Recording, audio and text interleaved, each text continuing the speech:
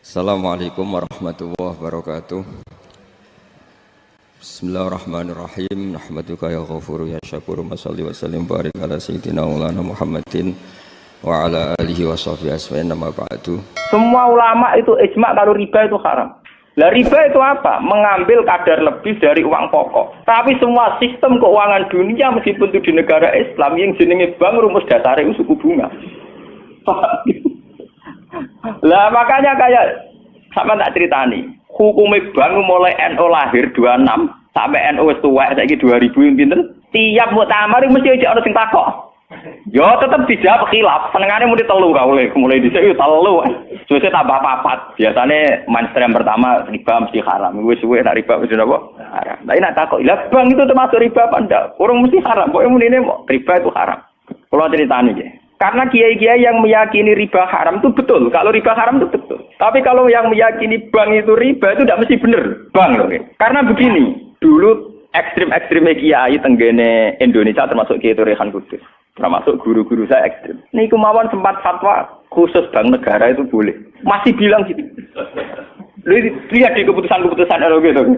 Yang masih punya ruang boleh bank apa? Bank negara. Alasannya dalam sistem moneter modern tidak bisa menghindari yang namanya bank. Meskipun rumus bank tentu suku bunga atau melibatkan bunga. Tapi yang boleh itu kadarnya kayak apa? Tentu ad-daruratu muqaddaratun biqadriha. Ada aturan sesuatu yang nggak bisa dihindari. Misalnya kasus deflasi atau mengalami pengurangan nilai tukar. Misalnya begini. Tidak mungkin kan orang yang punya uang tahun 82 juta. Yang saat itu adol sapi gede. Orang nabung di bank 2 juta tahun 80. Tentu 2 juta itu jual sapi besar. Regane rong. Kan nggak mungkin 2010 sing sapi disepakati rego 8 juta. Tetap dibayar rong. Paham ya? Masa yang kayak itu termasuk riba? Toh tidak keluar dari Rasul Mal. Rasul Mal dulu 2 juta kan aslinya sapi itu. Bagaimana mungkin kamu katakan itu keluar Rasul Mal? Rasul Mal sapi regane 2 juta tahun 80. Saiki sapi tahun 2010 mesti regane misalnya 10. Paham? Lah nek 8 juta mbok anggap riba. Lho Rasul Mal kok sapi? Sapi nek saiki regane 10 juta. Lha iku sing dadi masalah ulama. Makanya dulu ketika rektor Al-Azhar sing jenenge Muhammad Saltut, kenapa Saltut itu populer di dunia akademik? Mergo dekne tahu kontroversi mengatakan jika riba itu ada juz'un yasirun yang menutup angka penyusutan uang, maka itu belum sampai kategori napa? Cuma sing dadi masalah di Jawa yang kita alami. Krus yang diakui syariat kan hanya krus pakai emas. Sementara krus wong desa pakai sapi, mergo ora duwe emas. Misalnya begini, ini pengalaman saya nggih. Kulo nu sering nangani konflik tangga-tangga masalah ngoten. Misale adike mantu, cara kuno rak diutangi kakake. Mbah Gus pokoke riyen kula utangi pedhet. Pas niku payu 400.000. Tahun 80. Saiki tukarane wis ra rukun tahun 2010 kiyaine wis aku.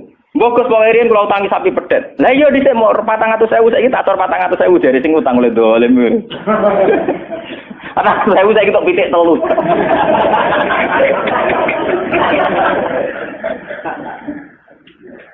Aku lo jadi kiai ini kayak gampang lo jawab ngeten mawon. Nak disaur 400.000 jelas mari geger. Tuh kalau ada pedet mawon. Wong riyen utange napa? Pedet. Sampai yo goblok. Terus orang nganggo emas nganggo pedet, ngene pedet ya saya tuku pedet. Enggak, engko aku ngukumi wajib nganggo krus pedet wis rupa dhuwit mesti geger. Wah, di kau pedet itu sahur apa? Sekarang tetangga saya itu banyak yang haji. Itu gara-gara krusnya sapi.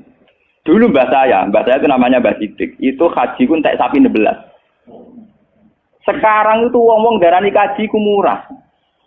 Dulu keluarga saya haji kula menangi dek cilik, keluarga kula haji mau bayar 7 juta. Terus menangi malih haji 14 juta. Pas bapak kula haji 2003 niku 23 napa? Juta. Tapi wong desa muni darane haji saiki sepakat murah. Mergo nak nganggo sapi. Mergo dhisik sapi entek sapi 16. Saiki 30 juta lah entek sapi 4. Dadi wong desa nak darane haji saiki luwih murah timbang dhisik. Artinya apa? Rupiah yang melonjak itu tidak ada pengaruhnya dalam kursi wong desa. Mergo dhisik 7 juta entek sapi 6, saiki 30 juta entek sapi 4. Bagaimana Anda bisa menvonis riba dalam konteks-konteks serwet ini ekonominya, paham ya? Mesti wong ra paham, nak wong fikih ngukumi riba iku sak perampangan. Ya mau mikir maksudnya ra paham. Paham ya? Kulo ki nate dibantah mbek Kiai. Lah nek ngoten nak jenenge riba. Sama nak diutang aku malah saya kira iso nyaur, mesti riba. Wong diutang, Pak. Wong diutang, saiki iso nyaur mesti kudu riba. Nek ana riba ora iso nyaur. Lah contone piye, Gus? Lah misale sampean diutang aku 10 tik. Saiki golek duit 10 kang ngelem sih sahur 100 rupiah riba lho kok mending. Iya toh, misalnya orang dulu punya pecahan 10 rupiah. Diutang 10 rupiah. Saiki ruhin nyaure piye? Golek pecahan terkecil saiki 100 rupiah. Nyusui ra iso lho. Wong pecahane 80 ya ora ono. Apa riba itu misalnya? Paham ya? Kalau riba itu persis nilai intrinsik, nilai nominal uang, tentu masalah. Tentu napa? Berarti uang diutang 10 sen atau 10 rupiah kudu disaur 10. Golek ini ning ndi? Paham ya? Nah ora susah barang riba lu disuwi dhuwit 100 rupiah, golek 10 rupiah 80 nggih. Piye carane? Mulane dadi ulama gelem mikir. Paham? Lah yang kayak begini ini masalahnya itu repot. Kalau sudah menyangkut stabilitas, entah itu politik, entah ekonomi, pasti itu repot. Ini kasus-kasus ini kasus Bank Senturi, kasus masalah intelijen itu kalau pertimbangannya stabilitas politik ada intelijen, stabilitas ekonomi ada permainan bank, kudu ono LPS, buah ono KKS, gambuh ono bulat. Podo untuk stabilitas kiai yang ono antar kiai rapati ngalim kudu dilindungi, ku ono ya kiai. Ya karena semua itu demi stabilitas. Saya aku ditakoki wong, cara jenengan Ki Mustofa nis putih sak jawab ya wong apik. Tapi kok nate ngeten-ngeten ya wong tahu salah tapi tetep wong apik. Iku demi stabilitas. Kalau mau tidak percaya pada kiai tinggi juga repot agama iki, paham? Paham? Orang mau bangko yang kalau enggak ada mosi percaya ono ras. Podo kalau dukungan masyarakat ke kiai rendah kita ya repot ngurus agama gini apa? Nang takoki kiai sapa iki cara jenengan putih apik ya mending. Tapi kok ngene-ngene Gus ya tetep apik di bangku ya bener. Aku lah sering disewani tiang-tiang ono kiai terkenal apa si A togo-togo desa nggo terkenal apa ngono jenenge fitnah ya macam-macam mbok fitnah mbok tenan apa napa alam. Ono kiai kok kelakuane ngene-ngene terus ya ben apik to. Sing diarani kiai kok apa? Kiai ku wong sing mimpin salat. Angger pancen salat itu pas kiai, lah di luar iku kowe ora ngekno ora apa-apa. Sesuai kiai ini kadang-kadang soal aku. Walah Gus kula difitnah ngeten. Ku yo goblok. Kiai kok di luar urusan salat. Penting ku anggere salat ke rukuk makmum rukuk kabeh. Pas ke sujud kabeh ku jenenge kowe pas nyai. Paham nggih? Di luar iku 50-50. Wong aku sing ngalime perasaanku ngono kok kowe kok repot. Aku ora wis kiai ngalim, perasaanku dadi kiai pendak mulang. Ora mulang wis rapati napa? Iya. Lho hak kontak kok itu kula nganti sakniki biasa teng pasar lungguh teng parkiran iki lungguh teng isor iki biasa. Iki tiang-tiang lunggune sepeda motor dhuwur kadang ya wonten sing ngamuk. Wis ono Gus Bak, aku bilang, aku nyayu pendak mulang. Kenapa ngene iki ora pas sing apa? Cuma tetep wong saleh, nek tak omong ya. Aku tetep wong saleh.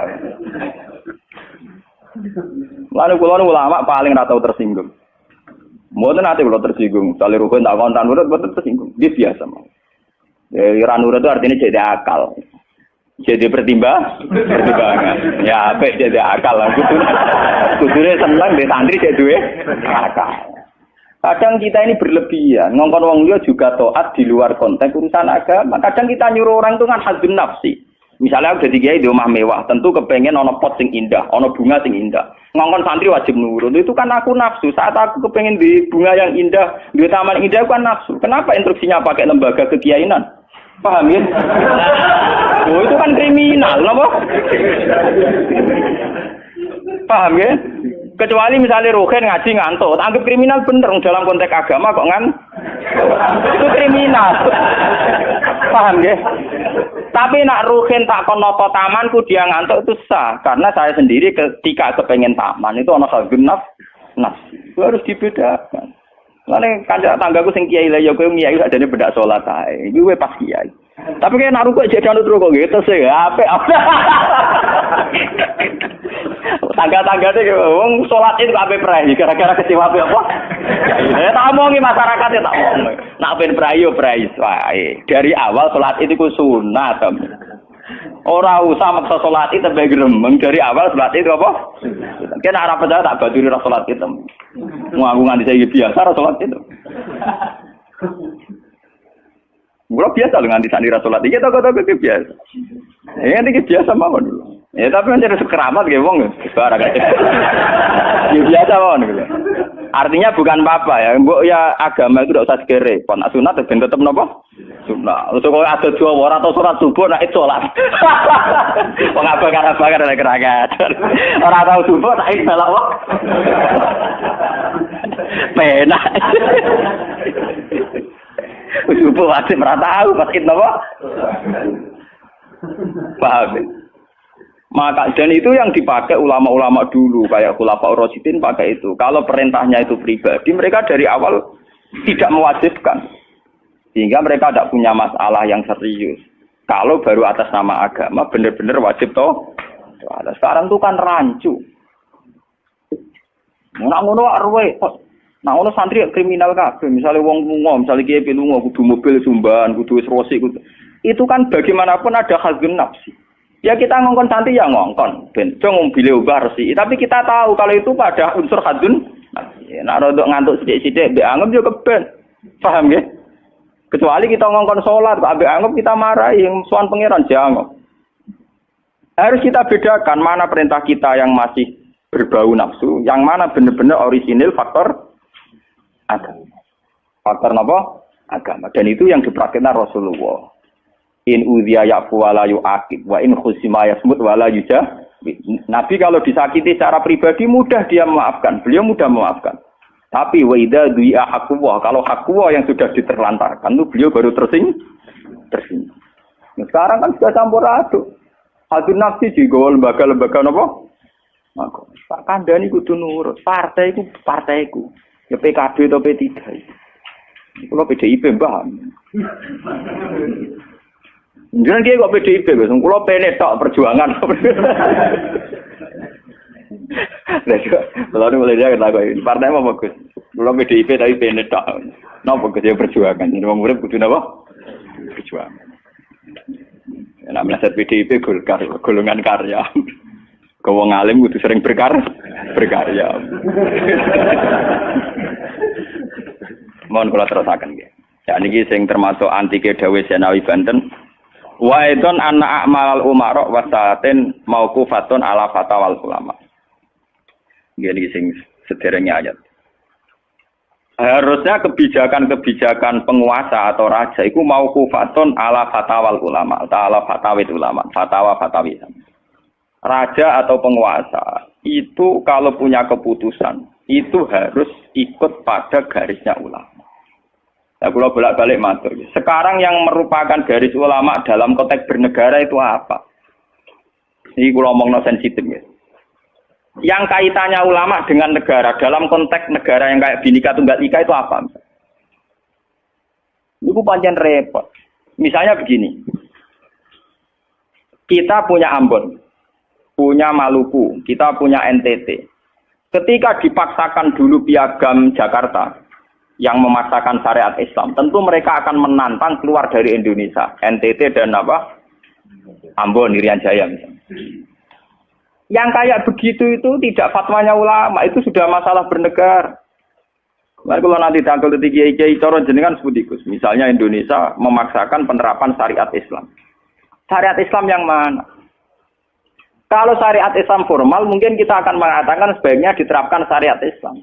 Tapi termasuk syariat Islam adalah menjaga peluang dakwah. Ini catat. Dan saya siap ketemu Allah dengan pendapat ini. Bukan berarti saya terus pluralisme atau pakai teori-teori modern. Tidak. Saya pakai teori ulama. Saya tidak pakai teori modern. Catat ini. Saya tidak pakai teori modern. Pakai teorinya ulama. Termasuk syariat adalah menjaga peluang dakwah. Bayangkan kalau dipaksakan syariat Islam kemudian NTT keluar dari Indonesia Ambon. Kemungkinan kita dakwah di Ambon malah tidak ada. Juga kemungkinan Islamisasi di NTT malah tidak ada karena sudah keluar dari Indonesia. Paham ya? Mulai dulu wali songo ambek maling ya apik. Ambek tukang zina ya apik. Ambek tukang gaduh ya apik. Itu bukan berarti mereka tidak bisa membedakan hak dan batil. Dengan diapii masih ada peluang komunikasi. Dan dengan ada peluang komunikasi, ada peluang dakwah, ada peluang pembenahan. Sama.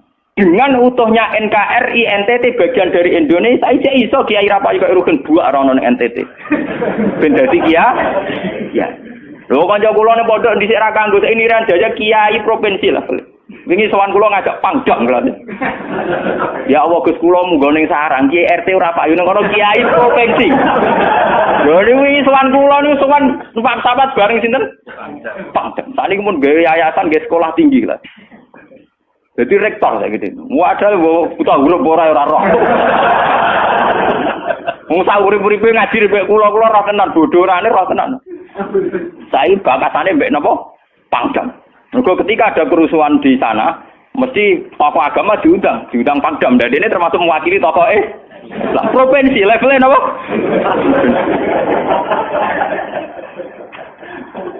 Artinya logika sehat kita, kalau kita memaksakan syariat Islam formal malah NTT lepas, itu kan berarti tidak ada kesempatan dakwah. Toh dengan tidak lepas, toh kita bukan berarti tidak ingin dakwah, kan tetap ingin apa? Mane bojo ngecewakno lae aja pegat. Nak ra mbok pegat ana kesempatan dandani nek kena wong ra iso.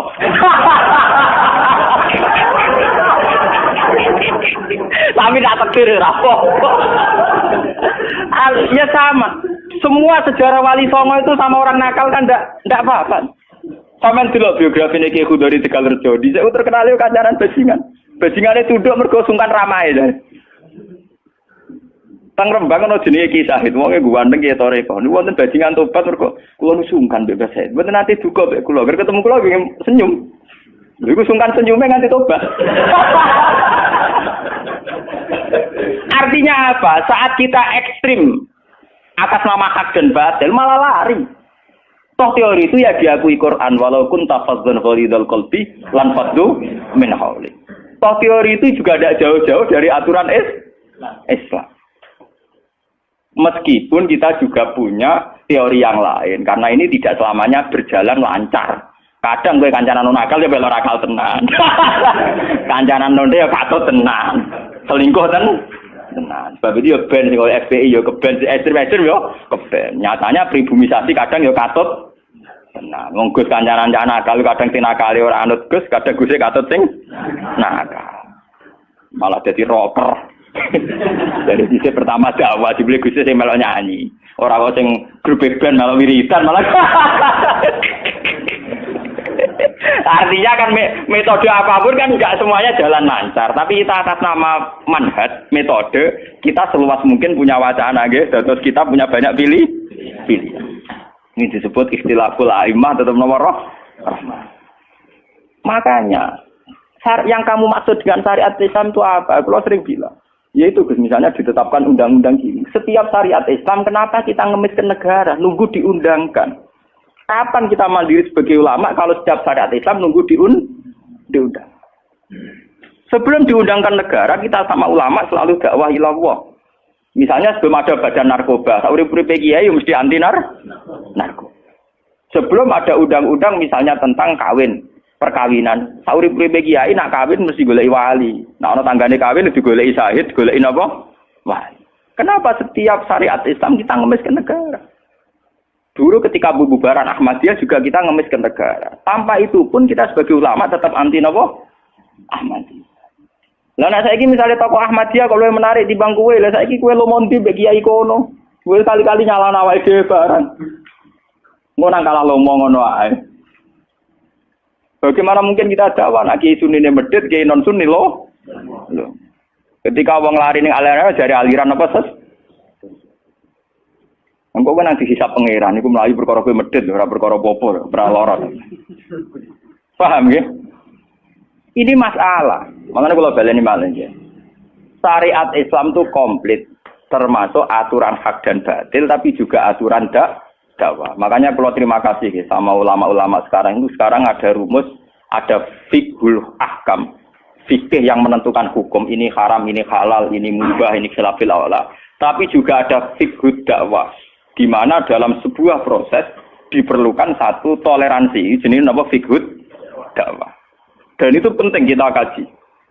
Karena dalam sejarah Makkiyah juga begitu, dalam sejarah nama Makkiyah. Ketika periode Mekah, zina itu tidak pernah halal. Kamu catat, zina itu tidak pernah halal. Maling juga tidak pernah halal. Tapi ada periode 13 tahun di mana Nabi tidak sering ngomong haramnya zina, juga tidak ada hukuman bagi pezina. Artinya apa? tidak mendesak untuk membicarakan urusan zina, urusan maling. Karena yang mendesak saat itu urusan tauhid. Misalnya kamu dakwah di NTT. Tentu yang penting umat diajak ke logika bahwa tauhid itu lebih benar ketimbang trinitas. Ya hanya begitu saja. Kamu tidak mungkin langsung masuk ke urusan zina, maling, gento dan sebagainya. At-tadrid fi sunnah, proses dalam sunnah. Itu juga penting. Ini tahapan-tahapan dalam proses Lah fatwa ulama termasuk fatwa yang begini-begini ini. Makanya dalam semua sejarah wali ini catat, mesti ana ulama formal, ana ulama sing ora formal. Dhisik ana ulama sing pro syariat kayak Sunan Kudus. Selawase ra cocok bisa nang Kalijogo. Kok Kalijogo pokoke wong Islam wis bener, mulane penggemar wong Yogyo-Yogyo. Termasuk ora usah salat dari salate Mbak Kali. Atine wis salat. Wala kan boyo lali salat 3 klaten Jogja mbok kono. Sunan Kudus kafir cara dene. Selawase ra cocok. Ya tapi bagaimanapun, bagaimana mendakwai orang Islam kawasan Jogja, Klaten, Solo, golongane tingkir, kalau tidak model Kalijogo. Nyatane ya tetep saiki Islam pirang-pirang, sing salat ya wis akeh. Paham ya? Itu dulu masalah betul. Sunan Kudus kiai fikih. Bahkan kula untuk cerita nggih dari lisan ke lisan dari para kiai. Sunan Kalijogo selawase tukaran terus mbek Sunan Ainul Yakin. Ke sisi tok ape gawe dakwah nganggo macan tengul. Napa jenenge? Wayang napa?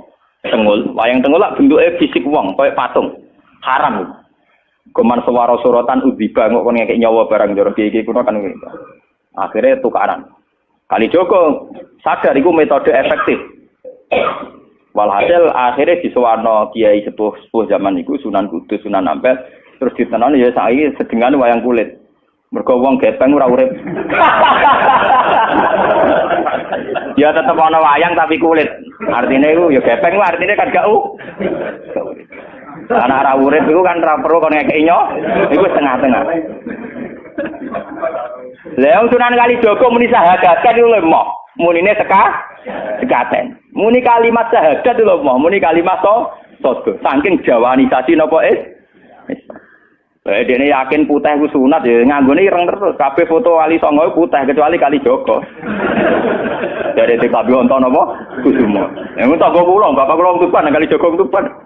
Wong kula nate diburu tiang-tiang gara-gara terkenale bapak kula di warisan Kabeh Kusumo. Saiki warise kula nu tamune kathah. Golek kabine sinten Sunan? Zaman kula enak mun tak dol lek ngopi ya.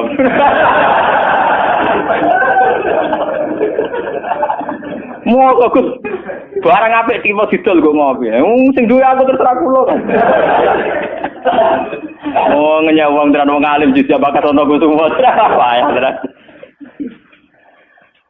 Mulai dulu Abu Yazid Al-Bustami juga begitu. Mesti ada ulama yang di kampung-kampung. Sama tak ceritani ya, biar ulama syariat tidak terlalu ekstrim. Zaman Sayyidina Umar jadi khalifah. Khalifah resmi yang ditunjuk para sahabat. Dan saat itu belum banyak konflik. Ya, belum banyak apa. Itu Sayyidina Umar mendapat amanah dari Rasulullah sallallahu alaihi wasallam. Umar, saya punya umat. Dia adalah orang terbaik di zamannya. Ya, saya punya umat, dia adalah orang terbaik di zamannya. Namanya Uwais Al-Qarni. Kalau kamu ketemu dia, salamku untuknya. Dan kamu harus minta doa supaya husnul khotimah. Terus dari Umar, pakai Fabi. Kula ngertosi sepundi. Dekne udah penyakit baros. Fa'adhabahu wa ila maudi ad-dirham. Walhasil ning gone Katifil Aisar ada bekas penyakit baros tinggal sak napa? Sak koin nggih, cara sakniki napa? Sak koin. Ini kula cerita. Dia punya ibu sendiri hidup di kampung Angon Wedhus. Walhasil Umar tiap ana tamu ya diblodori. Paham ya, hampir sing raine mirip-mirip ngono. Nah ora kutil kan maksudnya iku. Ora mau diadir. Mboten iki kula cerita nggih, ben sampean ngerti. Walhasil akhirnya suatu saat iku rombongan Uwais Al-Qarni dari Qurun Al-Qarni. Niku sowan Sayyidina Umar. Ketika ketemu sesuai sifat itu, Sayyidina Umar nangis gitu. Uwais Al-Qarni mboten purun. Walhasil akhirnya yang memerintahkan ini Rasulullah. Uwais Al-Qarni purun nangis mesti donga. Lalu sing antik apa? Sayyidina Umar tanya, "Ya Uwais, saya ingin waktu supaya kamu mau ketemu saya." "Ndak ya Umar, ini harus pertemuan terakhir. Ini harus pertemuan apa? Terakhir." Walhasil semenjak itu tidak ketemu lagi sama Umar. Artinya apa? Dan itu saya yakin, sama ndak usah anut kula, keduren anut makom kula. Dan resiko sama mesti rawani. Artinya begini. Ketika orang dengan izzatil Islam, ini catat betul. Misalnya wong dadi kiai gede, kados kiai kula misalnya Kiai Memun, kados Hasyim Muzadi, kados Gus Dur, kayak kiai besar. Jangan-jangan nikmatnya jadi kiai besar oleh umat loh, oleh umat tidak oleh mereka ya, jangan salah paham. Oleh umat ditafsirkan wajar dong mereka senang jadi kiai, di mobil mewah, di duit akeh pengaruhnya gede. Misalnya Habib Lutfi, orang-orang punya pengaruh, Ki Hamid Pasuruan umat. Artinya apa? Mereka, aku yakin mereka orang-orang soleh yang bisa nikmati keberhadiran Allah Subhanahu. Tapi umat tetap membaca mereka, bagaimanapun ada fasilitas. Umar sebagai khalifah punya pengaruh, punya uang, punya otoritas. Bagaimana dengan fakta bahwa Islam juga mengajarkan orang hanya nyaman hanya satu, dengan Allah, dengan kebenaran. Tapi dengan percontohan orang-orang kayak Uwais Al-Qarni, maka Islam utuh. Ada penjaga syariat kayak Sayyidina Umar, Habib Lutfi, Kiai Memun, Ki Hamid Pasuruan. Orang-orang jadi sentral, cara teori sosial jadi mercusu. Tapi ada orang-orang yang menunjukkan bahwa dia bisa bahagia hanya dengan kebenaran. Paham ya? Akhirnya umat kan enak. Lho kados kula nu ngrasakno tenan. Kula nu nganti saiki rong tau jeneng imam masjid. Padahal imam-imam itu sungkan. Kula nggih mboten nate pidato. Kula nggih iso ya sing pasar be anak kula dhewe mboten ngajak pengawal. Saya tunjukkan kepada umat bahwa ajaran Islam yang sebenar yang bisa membahagiakan adalah senang pangeran titik. Dan kewajiban dasar dalam Islam wong kon rumah anak. Soal pengaruh aku, saya ngomong ini jujur loh. Saya punya pengaruh kalau ngaji saya banyak. Tapi saya tahu betul yang kewajiban pada saya, yang hakiki hanyalah saya pada anak saya. Awaladin soleh. Kau nolak hadis bakas santri. Rabbi habli miladunka dzurriatan thayyibah ra ono tulaban. Ora ono ning Quran hadis bakas santri. Ketok tangan ngono. Paham ya? Artinya apa? Kalau santri-santri punya cita-cita kayak kiainya, mati dungo, itu kan terbayang kiai yang mulia, kiai yang dapat suanan banyak, kiai yang dijujuki wong akeh. Itu bahaya sekali, kok nak mulai rada di ngono mutung. Perempal-perempul. Aku ngalim lah ora ana kiai, ora dadi kiai. Loh, untuk jadi kiai itu kan gampang. Orang nikmati sholat, nikmati ibadah, nikmati kebenaran, wis hakikate kiai, paham ya? Malah dekne gento nak nyaratno enak ngenteni mul. Kula nganti sakniki bayangno sakniki, umpama sampean saiki kuwabe lho ora seneng kula. Kula nek ndak ada masalah. Kula kok krungu kabar sakniki sing seneng jenengane bubar kabeh. Sami sekolah zarah kula mboten susah. Hakon lho. Hakon wah mboten susah. Karena saya harus melatih diri bahwa kebenaran Islam Uwais Al-Qarni mau tukang angon wedhus rumah ibu. Akhirnya esuk dagangan ning pasar nak badi dienggo rumah ibu. Tapi dengan begini dia walinya setingkat Sayyidina Umar. Karena apa? Itu tadi menjadi percontohan bahwa untuk menjadi hamba yang baik tidak perlu semegah Umar, tidak harus semahal Umar. Sama tidak usah niru ya, masalah itu Isra Mulya loh, ya artinya ya sudah. Tidak usah niru, ini hanya pelajaran saja. Tapi nak kula pancen tak tiru tenan. Artinya tak tiru biar saya hidup saya itu murah. Lu tanyakan istri saya, kula sering kode bojo kula, "Dek, aku nak mati langsung pendem. Rasa ngenteni iki gede, panggil kuburan jero terus pendem." Ya ora usah ngundang wong, ya ora usah disolati. Nek anakku ning omahe kon nyolati, nek ora ya wis. Oh, ora usah repot. Lah nek sing tepat tepung kathah, ini jelas sudah urusan dengan saya. Yang penting aku kepengen anakku nyolati. Dengan demikian kita biasa jadi kiai yang muda. Aku mudah bahagia karena punya anak, seneng anak sudah. Coba kalau saya menargetkan bahagia ngenteni umat yang banyak, ngenteni loyale ra genti ning kiai liya, partene ora genti partai tokoh liya. Lara ati, paham ya? Wes lara ati ra bener cara penge. Begitu juga era Abu Yazid Al-Bustami, dia juga punya teman wali sing tukang ngancani preman-preman. Nanti kalau critakno jenengan. Jadi Abu Yazid Al-Bustami saking ainul yakin nang bus warga takok pangeran Gusti, kalau saya di surga temannya siapa? Jadi ora takok mlebu ta ora, tapi kalau saya di surga itu temannya siapa? Kalau dia ini yakin kelasnya itu tidak ada yang bandingi. Jadi dia ini dua kelas yang ora ono sing banding. Sampai pangeran walhasil dijawab si A misalnya.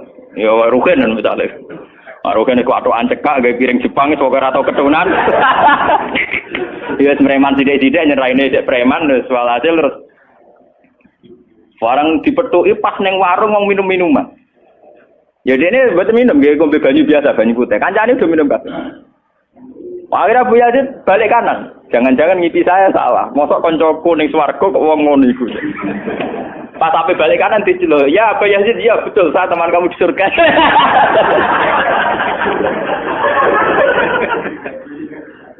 Akhirnya tak kok ya. Kowe iku walim kelas atas, kok kelakuanem ngono. Kula ngancani wong minum-minum niku dalam proses dakwai mereka, aku separuh wis tak tobat. Sing separuh tugasnya jenengan mriyang. Awalane mriyang wali resmi kon nobatno wong mriyang. Jadi gampangane umat Gus Mek tekan mimpin Hasyim Muzadi. Paham ya? Wabu Yazid terus ngetokno wali ini. Iya. Umatem kon delok raiku. Nak ora tobat aja undang Abu Yazid. Delalang. Hei umatku, itu seorang wali Abu Yazid. Lihatlah wajahnya. Langsung tobat kabeh. Ngene alamate kiai nek tau nobatno wong. Ana kiai kok ora tau nobatno wong, ora ana wong sing tobat krana wajahe ta suarane ora pati kiai. Paham nggih? Ora pati napa? Iya. Tugas kiai nobatno wong ora ana sing tobat malah pelayon. Iku ora pati napa? Iya. Contoh lagi bahwa orang soleh itu tidak harus berkecimpung mimpin itu cerita terbesar adalah Nabi Musa dan Nabi Khidir. Nabi Musa itu dengan segala reputasi, revolusi ngalahkan Fir'aun, menyelamatkan Bani Israel dari cengkeraman Fir'aun. Tapi ketika Nabi Musa merasa orang terbaik, saat dia khutbah ditanya siapa orang terbaik, ya Musa saya. Sama Allah diingatkan sama Nabi Khidir. Itu hanya orang sendiri di tengah laut. Artinya apa? Untuk orang menjadi soleh harus punya pengaruh kan. Nabi Khidir dewean. Tapi saiki wong kejangkitan penyakit. Kiai sukses wis mempengaruhi akeh, jamaah akeh, nak wiridan akeh, istighosaan. Lan kula nu tak latih tenan. Kula nggo gak ditegur ngalim mboten purun, mulang ngeten-ngeten. Saking nak sing mulang ra kula ketoke malah keliru. Kaya misale sing Jadi itu saja masalah itu. Ya misalnya sing motor rujuk era karu-karuan.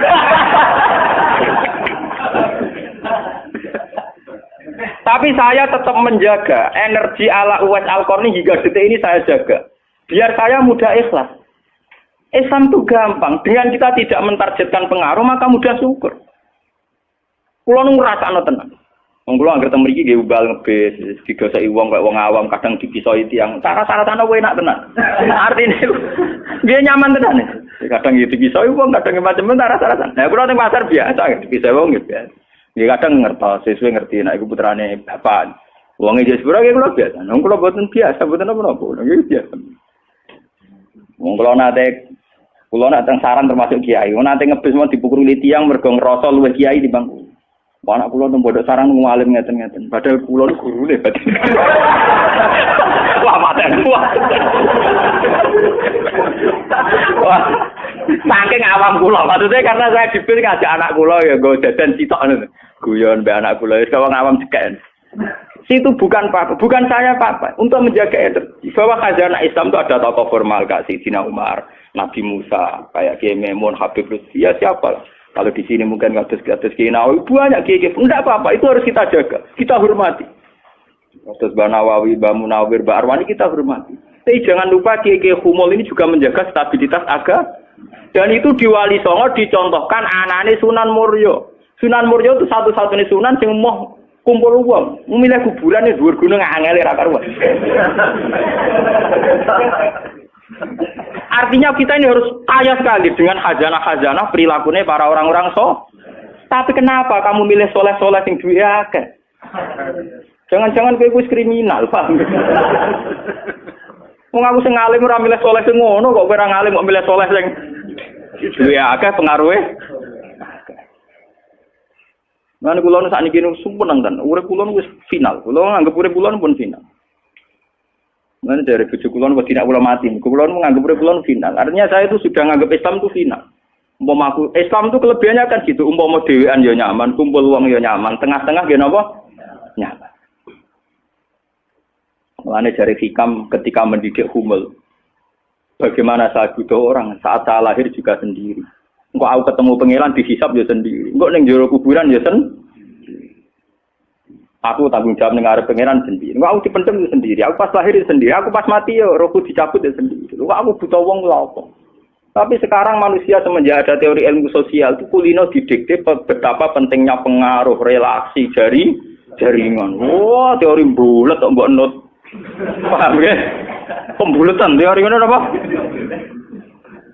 Lha sakniki ya Rembang kados ngene rame-ramene badhe pilkada. Wah, akhir kiai disowani kandidat-kandidat. Lah niku kandidat kula niku untuk bocoran. Paling sumpek nak absen jenengan. Wis kabeh kandidat takok toko arah-arah kasus. Padahal cara kula disowani nggih purun, tapi kita tahu kula luwih nikmat tak dolaran mbek anak kula. Kita kandhani asisten. Ya ora apa-apa rene, tapi aku ya ora janji ketemu. Pokoke pas dolaran mbek anak tak dhisikno anak. Mergo cara Quran niku bupati mbek anak iku dibakati hubungane wong tua kok mbek napa? Mbok kowe bupati dolan apa tau dolan mbek anak menang anakku. Aneh lho kudu ora aneh pancen ngono cara Quran dibakas wae anak. Ning Quran dibakas kewajibane wong tua mbek napa? Anak la tudara walidatum biwaladiha wala mauludul lahu biwaladi. Engko nek wis mati zaman tabnu Adam ing kota amaluhu. Engko termasuk ya awaladin salihin. Nabi-nabi susahe ora bihabli miladungka dzurriatan thayyibah. Ora iku ilmu-ilmu kiai-kiai anyar sing nuruti nafsu ana pentinge relasi jaringan macam-macam. Ya memang penting, hablum minanas itu penting, tapi sepenting-pentingnya itu masih penting sing fardhu ain, rupane malah kadang ngamuk anak. Aku ning jowo dihormati kuwi anakku malah ora hormat aku. Lah manyen nyai ning jowo mbek anake ora tau nyai kok. Paham ya? Ambek tamu ramah anak disentak. Dolen. Paham ya napa doh? Dolen. Mesti wae anake ra pati taat. Wong anake sering disentak demi wong li. Wis kali-kali wong liya disentak demi anake. Bareng anake ra hormat jero aku ning titi dihormati malah anakku dhewe ra salah itu.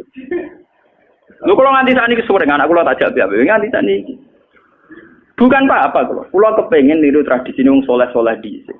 Nabi Musa, sinten Uwais Al-Qarni mendapat kehormatan gitu perkara ngrumat ibu. Kanjeng Nabi sering cerita, ana wali sing nak sowan wong ditolak iku dadi wali mau perkara ngrumat anake jare Kanjeng Nabi.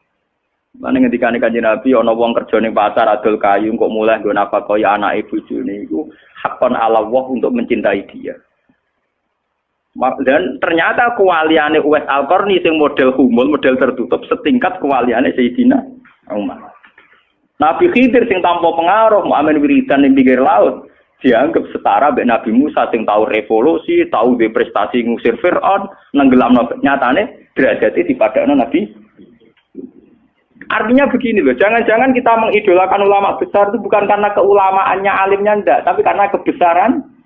Buktinya saat kita mulai orang jadi kiai mutung.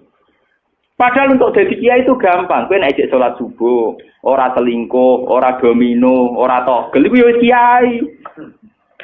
Sing darani kiai sapa? Sing darani wali ala inna auliya Allahi la khaufun alaihim wa lahum yahzanun. Ya mu alladzina amanu wa kanu yattaqun. Ora ana tarife wali kiai. Alladzina lahum tulab sing duwe santri. Alladzina lahum thalabah sing duwe murid ora. Mulane kula sedurunge niai ning sampean wis kiai. Mulane mulai sakniki anggere sampean wis salat subuh ya 2 rakaat. Zuhur ya 4 rakaat. Pokoke sing wis kaya ijma' ulama, sampean kudu yakin nek wis kiai. Anggap ae kaya Uwais Al-Qarni mbek Nabi utawa kancane sinten Abu Yazid Al-Bustami. Ini penting kula aturaken karena tren sekarang mengukur kiai sukses dia itu dipengaruh. Itu keliru besar. Tidak ada itu dalam tradisi ulama wali. Sama tak cerita nih. Zaman Kiai Hamid Pasuruan terkenal wali, Pulau lu tahu banyak tentang beliau karena gurunya bapak saya, sepupunya mbah saya. Mbah saya itu punya bapak namanya Mbak Idris. Itu adiknya Mbak Abdullah, abahnya Mbak Hamid Pasuruan. Jadi saya tahu banyak cerita beliau. Beliau kan orang Lasem, masih misanan kalian Mbah. Niku nggih hormat sama wali-wali humul. Zaman itu beliau masih hormat jenis Gus Ud Sidoarjo. Juga hormat jenenge Mbah Muhammadun Pondowan Padi. Artinya wali-wali populer sebetulnya yang hormat sekali sama wali-wali humul enggak terkenal. Tapi kita kan mesti milih yang terkenal saja. Paham ya? Padahal wali-wali yang terkenal itu hormatnya bukan main sama wali-wali yang Sinten sing aran I'anatul Thalibin Sayyid Zaini Dahlan.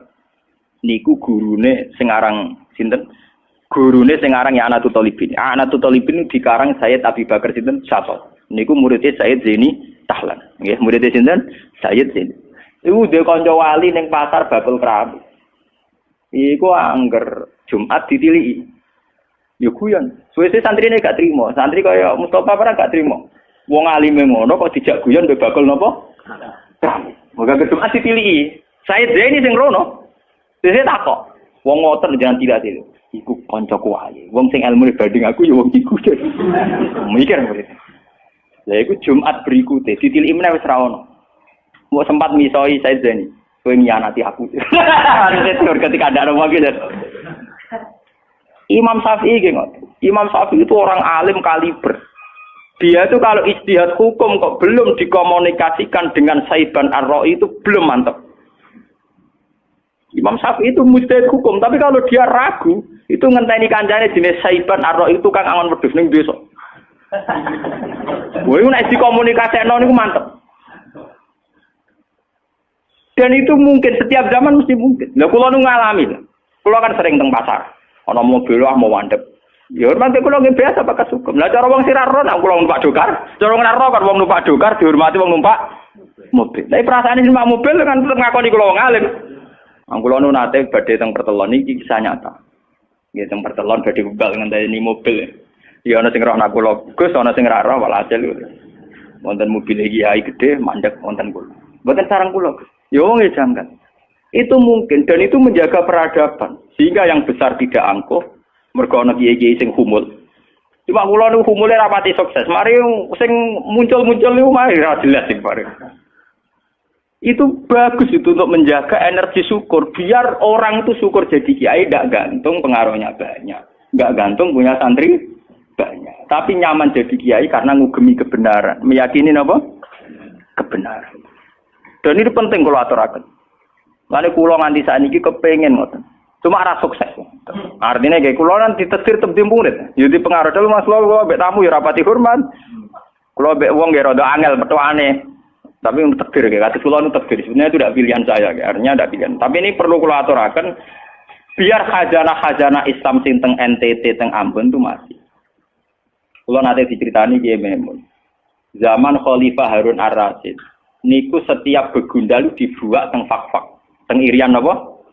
Jaya. Sama seperti Inggris, orang-orang nakal dibuat teng Australia. Niku nak dirunut gak ada misi dakwahnya. Ternyata dari Irian itu turunan Arab tuh banyak. Sehingga ada Islam teng Irian nanti dok Timur Leste, yang dulu masih Timur. Malahnya PM Timur dia nak namanya Mar'in apa? Al-Qadiri ini wak turunan apa? Arab. Wong Timur Leste kok tahu di WPM turunan Arab. Ini berko zaman sinten Harun Ar-Rasyid. Niku begudal-begudal dibuat teng fak-fak, napa? Teng fak. Niku anak turune termasuk tokoh-tokoh sing teng putih, teng Timur Leste, teng putih. Niku wonten sejarah. Artinya apa? Apapun humulnya perjalanan umat Islam tetap barokah bagi yang lain. Tapi kenapa kita harus cari yang terkenal? Kiai-kiai humul barokah. Tapi aja kelainan terus kuper lho nggih. Terus percaya ngipi jimat. Lah mari saiki ku anggere humul identik perkara jimat sampai napa? Kere. Humul perkara ning gunung budak ngenteni apa. Nah iku sing repot ora humul klenek jeneng. Nak humul nek mati Allah ora kok nek mati ngenteni keris ceblok, paham nggih? Humul kok perkara ngenteni napa? Keris. Lah niku artinya begini nggih, kula matur kula bolan-baleni. Zaman Ki Hamid Pasuruan niku wonten jenenge Gus Ud Sidoarjo. Zaman Ki Bisri terkenal ngalim. Niku sering diskusi hukum ambek jenenge nak boten lepat niku subhanallah. Mbok kiai tangga Kiai Mabrur. Ngalim-ngalim wong Rembang Kota namine sinten? Kiai Mabrur. Zaman Mbah Zubair terkenal, Mbah Zubair Abe Bangun. Niku nggih sering diskusi kalian Mbah Kula. Di Mbah Kula nggih muridé Mbah Mahfud Atur-Musi. Bahkan dulu ketika naskah Mbah Mahfud Atur-Musi hilang itu dulu dicari di Lasem. Di kiai yang saat itu belum terkenal karena masih Gus. Ini niku jenenge Mbah Mansur. Niku murid Mbah Mansur bin Khalil. Lah Mbah Khalil itu santri sing katibnya Mbah Mahfud napa Atur-Musi. Jadi banyak sejarah-sejarah di mana kiai-kiai top pun harus berburu sama kiai-kiai humul nggih, kiai-kiai napa? Kiai-kiai humul. Lah sakniki sing dadi repot kan sing kiai top nyepelekno kiai humul, sing humul perkara keris mbek akil. Lha iku padha masalah ini. Padahal andekan seperti cerita-cerita dulu Imam Syafi'i cari Saiban Ar-Ra'i, Sayyidina Umar cari Uwais Al-Qarn. Itu akan stabil Islam. Artinya stabil begini loh. Orang merasa Islam itu nyaman bukan karena derajat-derajat duniawi. Selama ini kita akan begitu. Wajar kiai wayem. Umatnya di mobil, di duit. Artinya umat itu belum bisa menafsirkan nak kiai ayem karena tingkat kecintaannya pada kebenaran itu maksud kula. Paham ya? Tapi dengan ada kiai yang tidak terkenal, dia rapati di duit, kok tetap nyaman, berarti kan bukti tingkat kenyamanannya dia faktor kebenaran. Dan dua kubu ini harus ada terus, paham ya? Untuk menjaga kestabilan Islam. Dan dalam semua sejarah itu ada, kula punya datanya. Lho Abu Hanifah terkenal lu nembe lho gara-gara murid-muridé. Abu Hanifah terkenal rumah samu koyo Imam Syafi'i mboten. Dekne iku tukang kain ning pasar. Ku bedino ya dol kain. Adene wong alim, angger wong rono jebule ra tuku kain, perkara takok hukum. Angger wong debat ra perkara nyang-nyangan, bantah-bantahan ambek sing takok. Terus terkenal wong alim diadol kain. Akhirnya populer. Dadi dekne iku terkenal keulamaan iku kok toko kain. Akhirnya diabadekno saiki asline bakal kain ngoten mawon. Ya ana ulama terkenal liwat jalur toko napa? Sesuk tokone bangkrut mergo wong rono takok hukum. Niku sinten? Abu Hanifah. Saniki mboten rapati ngalim ngetokno kiyaine. Kula niku bertahun-tahun di kanca sing ora kula ngalim nggih kathah. Saniki yo getun mergo anak kula wong alim. Lah kaya kula wis repot kadung ngono repot. Muga-muga kaya rukun humul. Mun kula terusaken nggih. Dadi wau nggih dadi fatwa ulama yang tidak ijma itu tidak harus diikuti. Wal ulama fil haqiqah umar fa ulul amri. Jangan sampai ketika takbir Allahu Akbar itu hanya kepanjangan karena nanti jadi istifham. Napa? Misalnya Allahu Akbar kan jelas itu kalam khobar, kamu berikrar. Ya Pak, kalau mriki mulang ya kalau tajwid itu kan urusan talaki sama iso ngaji ini guru-guru tajwid secara talaki karena tajwid itu nggak bisa diajarkan seperti ini harus apa talaki. Tapi saya pastikan secara makna itu asal usulnya itu ya karena makna bukan karena tajwid, asal usulnya karena makna. Ketika seorang mukmin, seorang yang sholat itu bilang Allahu Akbar itu kan ikrar dengan kalam khobar bahwa Allah itu Maha Besar. Ya sudah harus hamzahnya satu yaitu milik Allah. Karena bawa panjang. Jadi istifham kan? Jadi apa? Allahu Akbar. Apakah Allah itu Maha Besar? Jadi kan ya setengah kafir. Tapi ketika kafir wong goblok kan yo. Ya alhamdulillah kok sing makmume ya alhamdulillah ra paham wis. Pira-pira gelem ngimami. Ya tahqiqul hamzah, tahqiqul hamzah duri qiraah oleh seorang. Kal qiraah kan saduri qiraah oleh seorang marana iku bi qiraatin kelan qiraah. Iki kula terangno nggih dari segi napa masalah tajwid kan jelas talaqi. Dia tahqiqul hamzah ya. Tahqiqul hamzah itu kan kita punya guru kebetulan di bab-bab tertentu kita tahqiq. Hampir rata-rata kita ini bacanya tahqiqul apa? Hamzah. Hanya ada beberapa yang pilihan kita itu idgham. Juga ada beberapa yang pilihan kita itu tasil. Sing tasil si masyhur napa ajamiyu wa arabi, kita baca napa ajamiyu wa arabi. Kemudian ada yang kita idghamkan. Misalnya dua hamzah, yang satu istifham, yang satu bawaan al. Kata Fir'aun ketika iman dawe malaikat Jibril al ana wa qad asaita. Dari kata apa? Al ana apa? Al-ana sama seperti di ayat tahlil wa tahrim, ayat tentang halal dan haram. Niku Allah tanya, kenapa otoritas halal haram itu pada Anda? Seorang lagi, kenapa otoritas halal haram itu pada Anda? Terus Allahu adzina lakum, dari kata apa? Allahu ana te Allahu adzina ngeke izin sapa wa lakum maring sira kabeh. Ya, dari a bawaan hamzah istifham, Allah bawaan hamzah napa?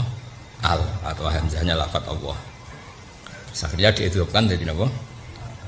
Allahu adzina lakum am 'ala Allahi taftarun. Masa urusan halal haram itu wilayah Anda, tapi itu wilayah Allah Subhanahu wa taala. Jadi kalau Anda menghalalkan harus dengan otoritas nas dari Allah taala atau mengharamkan.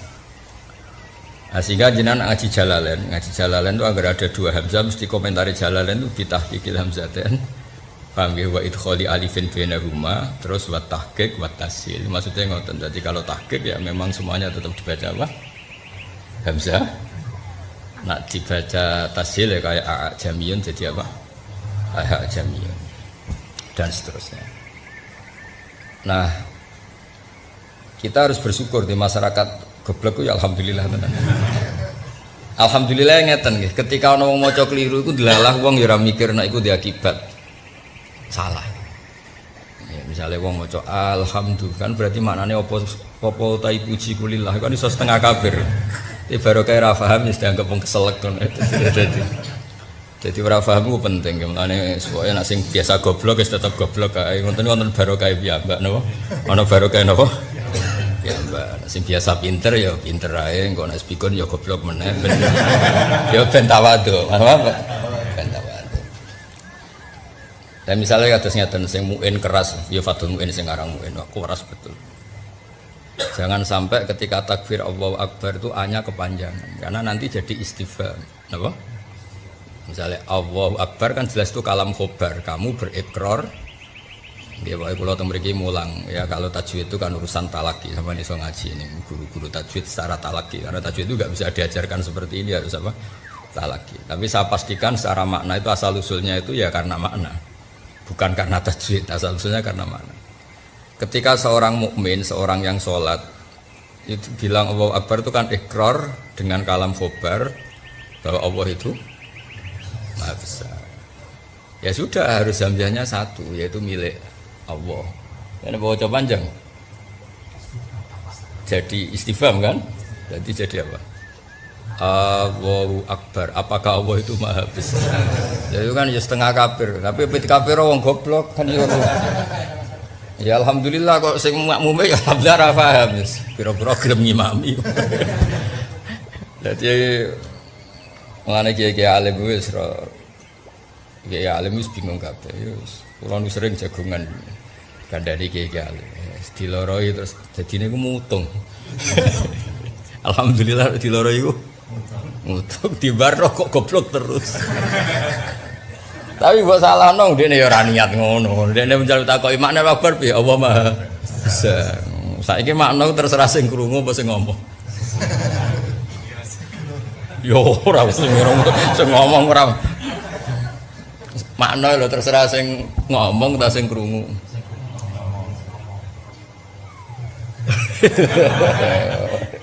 Ya cerita wae, itu lafaz-lafaz yang dipanjang oleh sithik itu pancen diakibat ke yang lain. Nak kita paham. Baru kaya paham itu aman. Lan kalau suwun sing biasa goblok ya tetep goblok. Kersane mboten kecangkeman apa? Mboten kecangkeman. Nah, mereka nak biasa goblok maksa pinter ya repot. Akhirnya misalnya milih sunah Rasul sing diroi tok liyane koyo ora sunah Rasul yo repot. Asline rapati pinter maksa pinter ku yo repot. Kowe seneng Quran, saking seneng Quran ngrom seneng Quran deres mangsamu agar deres seneng Quran, ora deres ora seneng Quran. Dal wong lagi zakat iku berarti ya lagi Quran di mergo atus wong sing lagi mijeti ibuke misalnya utawa masakno ibuke ya lagi Quran ya mergo wabil walidaini sana. Lah ke maca deres terus wabil walidaini sana mbokmu bengak-bengok kepleset. Dadi macanane Quran tapi prilakune mboten apa? Quran. Itu kan jadi repot. Nah, tapi wong rom seneng Quran iku ukurane deres sing durung deres mbok anggap seneng Quran. Ora deres ya. Jadi ya pancen yo goblok ku baru kamu nang ngene. Nak sing biasa goblok ya monggo. Dari awal rencana Allah iku akanal insanu zaluman apa? Zaluman banget do ini jaulan banget goblok. Ya alhamdulillah sesuai rencana Tuhan. Itu kayak manusia iku akanal insanu zaluman banget. Zalim ergo zalim anut wazan mubalaghah dadi apa? Faul ya kan zalim biasa anak zalum banget zalime Jahil itu bodoh biasa, bodoh sing standar. Nak jahil banget bodohnya. Jadi keren loh. Maksudnya nak persaingan antara orang bodoh keren. Jadi kan ketemu mergo bodone papan atas. Bodoh iku ya ana kelompoke no. Ya monggo nak damel partai. Mungkin kalau ketuane. Lek aku ketuane wong ora ngandel, kowe ngandel kok. Tapi sementing urip wis pokoke sing seneng pangeran nggih, nek ditakdir bodho ya nek iso dilangi nek ora ya aja dadekno bodho sing keminter nggih Pak, karena bikin pelaturan yang sepihak. Wong bodho sing keminter bikin pelaturan sing napa? Sepihak. Misale senenge salat jamaah, kaya jamaah iku fardhu ain. Nek ora jamaah kaya mesti salah. Padahal riyen Kanjeng Nabi ditakoki wong desa, kula niku seneng wedhus, seneng unta, urip kula nu teng hutan. Jadi rapati sholat jamaah ning masjid. Kadang jaraknya berkilo-kilo. Nabi gandeng mau dia pokoknya nak wae waktu sholat teko kowe azan terus sholat dhewe ngene. Lah jenis kaya iki kon jamaah ra sido Islam malah repot. Pamane anak pas jamaah terus kebune ilang malah nuntut Islam malah panjang.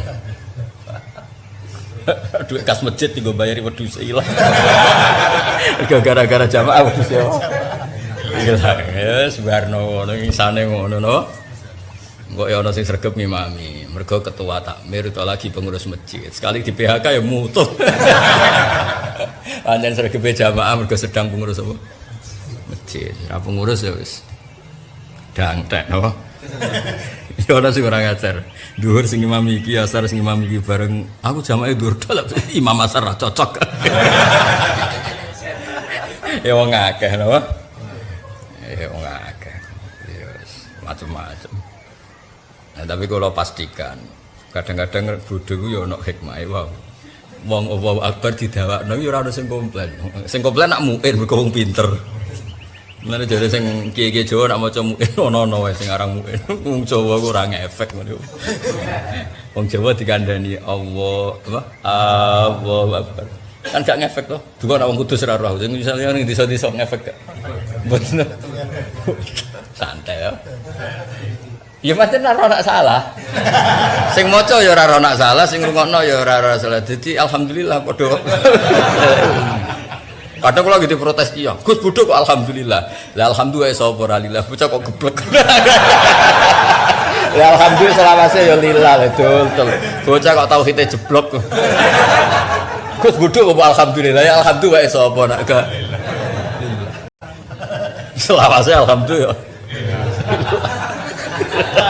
Nah alhamdulillah sapa Kak. Bocah legowo ora gelem, gremeng ya tenan. Masa kowe ngene iki ya alhamdulillah. Ngaji hiburan ya alhamdulillah. Hiburan misalnya niat paham ya rapati paham. Terus ngaji hiburan di bang maksiat ya ngaji. Paham piye ngalamane ora roh.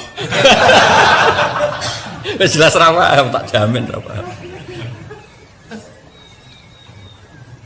Ya jadi terus di soal meneh mbek muin bae di kadang-kadang dikaimat Allahu Akbar kan menjadi kayak lafaz jama' af'alun kan.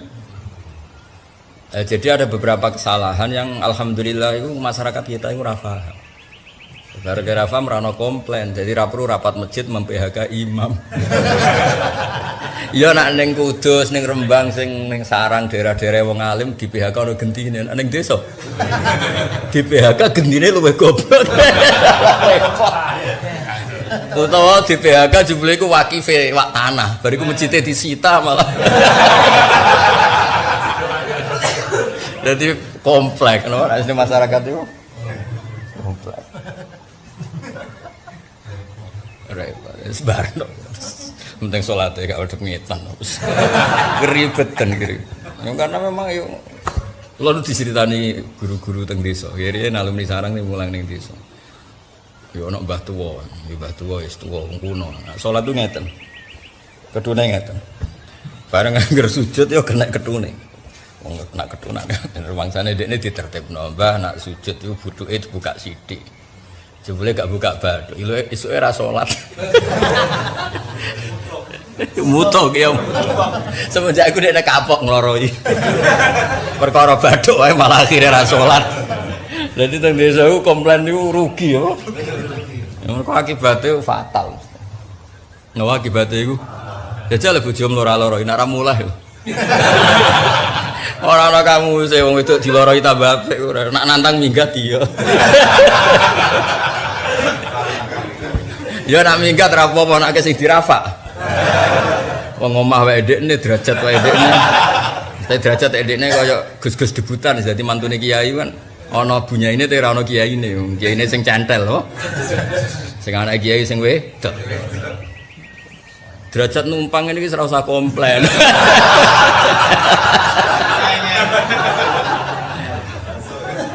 Nggih kula suwun nggih sing derajat-derajat debutan wis meneng napa. Cek numpang sugih, cek numpang apa? Derajat meneng. Tambah dirafak malah. Jadi biasa ya nek ana salah ya berusaha ditoto tapi kok sithik.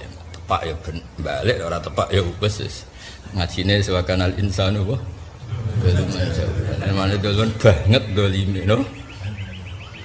Jaulan banget pintune. Ya jadi sebetulnya kalau kita fanatik lafaz, pilihan apapun tuh dia akibat makna. Karena tadi kalau kamu panjangkan tuh bisa punya akibat seakan-akan tuh mat. Allahu Akbar kan jadi mat. Tapi masalahnya nak mbok arani mesti istifham sing maca ora niat istifham wae. Gegere merak karuan ndekne ora paham apa. Lah istifham pakanan opo ya ora. Ya tuh kali wong belah ngomong mbek bojone kasar. Sing bojone misale wong Jogja. Omongan kok kasar, jare wong belah ngomong kasar kok wiridan. Wong keloro wong belah-belah nek ketemu kancane, jancuk cek urip ta kon. Ngomong ngono iku wis kok wiridan apa? Ya ora gelo sing diomong ya ora gelo, dekne ora niat miso. Ya senjen wong belah nak ngomong wis ngono. Lesu muni lesu gak wah semane lesu cucu muka dimae ku. Wah semane lesu. Padahal ya ora niat miso. Nah di banyak komunitas tuh begitu. Kadang-kadang wong Arab soleh lah itu ketemu kancane muni wailak wae kadang ya ora niat muni wailak kowe celaka ya ora sebensin kadang yo ngono kadang-kadang. Jawa Timur padha ketemu kancane, cek urip takon. Tapi misalnya wong Jogja walian peka kan orang Jogja itu kan peka. Misalnya tuh wong Jogja rabi wong Jawa Timur. Sing sitok ora tau belajar budaya kakuati no. Nah, anggap ae ngono. Maksudnya anggap ae wong salah ngono, beda kultur, beda budaya yes. Roe ngono napa? Napa? Roe. Nah, jadi lahan juga yurul makna itu sing fatal-fatal kaya anamta diwaca anamtu. Nek bangsa ngono niku wis muga disepuro pangeran. Aja muni halal, nek amne halal lak ngrubah hukum. Status ya apa? Muga-muga sepuro pangeran. Status kok ngono ya pokoke ngono. Lah mbak arani halal nyatane salah. Mbak arani haram wong sing nglakoni gak ero. Ya muga-muga sepuro pangeran. Balik yang diwisuda kok karo penguji ini saya statusnya apa? Kumplot apa gini atas rahmat Tuhan yang Maha Esa. Mergo garap disertasi ra lulus hubung wong itu wek meh mati dilulus. Hari statusnya atas rahmat Tuhan yang Maha Esa. Mestinya kan kategori ini memuaskan atau kumplot. Lah kan gak ono jenenge kabeh. Kayak kowe misalnya suatu saat jadi kiai atas rahmat Tuhan yang Maha Esa. Karena jadi kiai yang sebenarnya kan memenuhi kualifikasi alim soleh ranti kasus itu jenis jadi kiai atas nama kualifikasi. Nah kalau gue kan gak misalnya alim ora anak kiai ora apa ya ora berarti apa atas nama rahmat Tuhan yang Maha Esa. Jadi kita tahu kenapa kita jadi kiai atas nama rahmat Tuhan yang Maha Esa. Jangan sampai ya akhirnya orang mesti maslahat buat kamu. Pas minta itu karena tomak kamu, hadun nafsi kamu, serakah kamu, tapi nggak tahu diri, pantas taora dengan permintaan. Kayak gue misalnya jongo jadi wali, soalnya Allah tersinggung, bocor atau tirakat atau jalur jadi wali. Tapi gak dongo ya Allah tersinggung, kere ratau dongo. Jadi orang kalau tidak wali itu sudah keliru terus. Jadi gue di sepuro, tapi tak kira itu akeh. Ya jajal gitu nggak wali kok sabtu kok dirjelang. Kira-kira Allah tersinggung ngapa nyembah jadi kira-kira tersinggung. Tapi misalnya kira tahu dongo kepengen kau Imam Syafi'i, apa yang tersinggung? Bocah ora di idola. Terus piye dunya raman kabeh ora sing aman. Ora usah kuwatir iki faksi, ora usah kuwatir meteor jatuh, kabeh ya potensi napa? Potensi semua. Sehingga ini sedikit saya ijazahkan. Suatu saat kata Rasulullah, saya yang Mu'ad melihat kamu hanya sejengkal di depan para ulama ketika nanti di akhirat. Terus Mu'ad tanya, Rasulullah tanya, kenapa kamu hanya satu jengkal dengan derajatnya para ulama ketika sowan Allah? Jawabnya Mu'ad, kamu punya amal apa? Jawabnya Mu'ad, ya Rasulullah, saya tidak pernah melangkahkan satu kaki, kecuali saya tidak pernah yakin apa bisa melangkahkan kaki yang satunya. Dan saya tidak pernah mengunyah satu makanan, kecuali saya juga tidak pernah yakin apa bisa menelannya. Dan saya tidak pernah bernafas satu nafas kecuali saya tidak yakin apa bisa nafas berikutnya. Saking dia tergantung ta'aluk semuanya sama kudrahnya Allah Subhanahu wa taala. Kalau kita ini kan sok. Kalau makanan sudah di depannya kayak pasti bisa makan. Kalau dia sudah sehat jalan seakan-akan pasti bisa meneruskan. Padahal 0, sekian detik kowe mlaku diantem mobil ya selesai. Misalnya stroke ya selesai tidak bisa jalan. Sehingga para wali-walinya Allah itu orang yang filah gotin min lahagotagi, setiap kedipan dia, setiap perilaku dia itu hanya ta'aluk ambil Allah Subhanahu wa taala. Itu yang risiko makom ini, ya semua makom tak ada risikonya. Risiko makom ini itu biasanya dia lupa doa. Kenapa lupa doa? Karena doa itu terdefinisikan. Tak wari ilmu hakikat terus rungokno wis ora paham lah tak ulang no. Ya resiko ilmu saya ingatkan. Ilmu itu kan ada dua. Ada ilmu yang karena didefinisikan. Dan itu akhirnya menjadi masalah. Sebenarnya ilmu itu tidak perlu definisi. Kedua ilmu yang kita rasakan. Misalnya gini, kalau sama saya tanya, kamu pernah nggak minta jadi punya uang banyak? Nggak tanya, pernah nggak minta? Terus artinya minta itu apa? Terus kita mendefinisikan. Menengadahkan tangan, bilang ya Allah, saya minta uang banyak, saya minta ingin beli mobil. Itu namanya apa? Tidak jawab saja. Doa kan? Itu kesalahan kita. Kesalahan kita mendefinisikan doa itu misalnya menengadahkan tangan dan memohon dan menyebutkan permohonannya itu terus disebut doa. Tapi kalau menurut Allah, sistem tubuh kamu yang menghendaki punya mobil, sistem tubuh kamu yang ingin punya uang banyak, reaksi tubuh kamu yang terhinakan karena ditagih orang atau butuh uang, ini menurut Allah ya sudah kamu itu peminta-minta. Saya ulang lagi ya.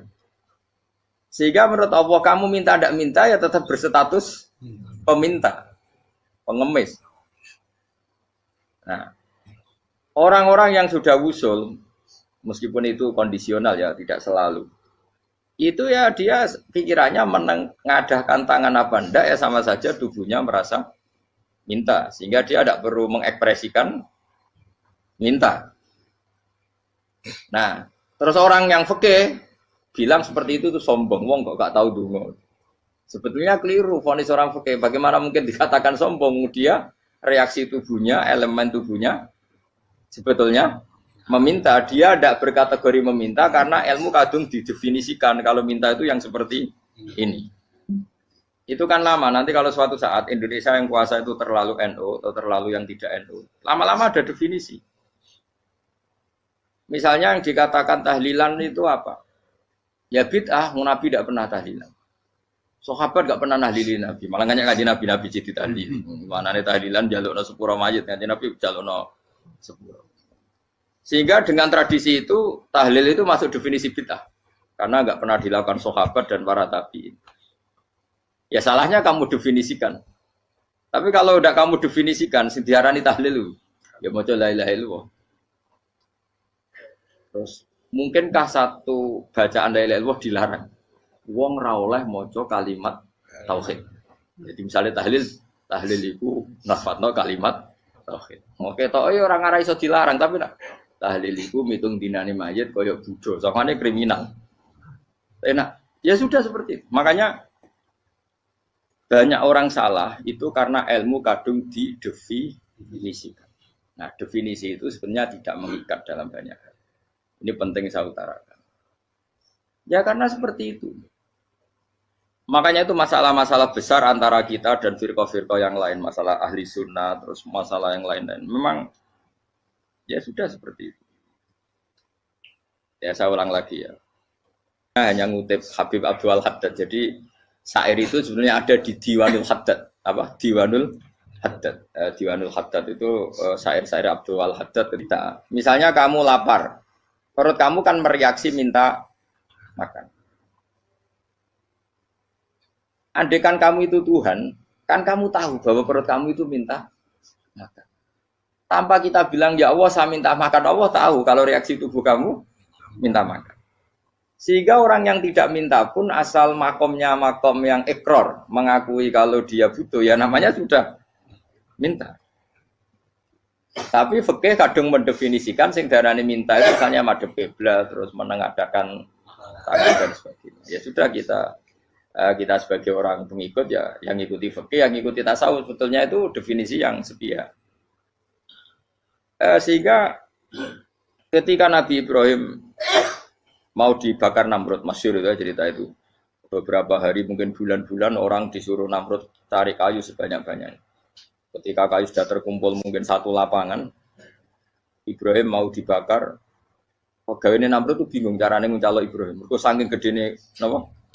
Api. Nak dicalok kok ado iku ratok tengah. Nak diparekno iku kepanasan. Masyhur. Terus setan zaman iku urung akeh dadi setan tenan. Saiki kan duplikate sakeh dadi setan ra tau muncul. Wong duplikate wis napa? Akeh. Singkat cerita setan itu muncul pura-pura jadi manusia terus ditemukan manjane. Manjane kayak semacam ketepil besar yang jadi menane dari kiai-kiai ketepil haram mergo penemune setan. Dari ini tuh. Tapi nak manjanik penemuan setan itu betul. Walhasil terus dibikinkan satu manjanik semacam ketepil besar terus Ibrahim dilemparkan ke api. Lewat apa? Ketepil tadi idenya siapa? Setan. Nah ketika di tengah api itu unik. Kata malaikat Jibril datang terus tanya sama Ibrahim. Ya Ibrahim, apa kamu butuh saya? Butuh. Alakah hajah, apa kamu punya kebutuhan? Jawab Ibrahim, lah, saya tidak punya kebutuhan. Amma ilaika fala, kalau ke kamu ndak. Karena kamu makhluk, apapun keren kamu Jibril tetap kamu makhluk. Amma ilaika fala. Ndak maksudnya butuh ke Allah nanti saya nyampaikan. Mana dinya Nabi Ibrahim, kalau Allah ndak usah kamu sampaikan ya sudah tahu. Gua ambek Jibril. Oh, anak kowe ditekek kan. Ya saya ulang lagi, apa kamu punya kebutuhan? Alaka hajalah amma ilaika fala, kalau ke kamu ndak.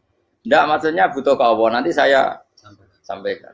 Karena Jibril yang mentang-mentang dekat sama Allah dan tukang memberi informasi. Tapi kata Ibrahim, kalau ke Allah sih tidak perlu kamu. Dia sudah tahu. Nah itu terjadi namanya Habib Abdul Haddad masyhur itu apa? Hasbi min su'ali ilmuhu bihali. Jadi cukup ilmunya Allah itu menjadikan saya tidak perlu minta. Hasbi min su'ali ilmuhu bihali. Jadi ada kondisi tertentu yang para wali itu, saya ulang lagi, kondisi tertentu yang para wali itu ya tidak minta. Tapi kalau itu ditiru jenengan semua ini jadi keangkuhan. Kenapa? Wes ora ndonga tangane ditenangkan. No, atine ya ora eling pangeran, kan akhirnya ra njaluk tenan. Lha kuwi aja niru wali-wali. Nah, wali-wali itu kan misalnya tangannya tidak menengadah tapi semua sistem tubuhnya merasa butuh sama.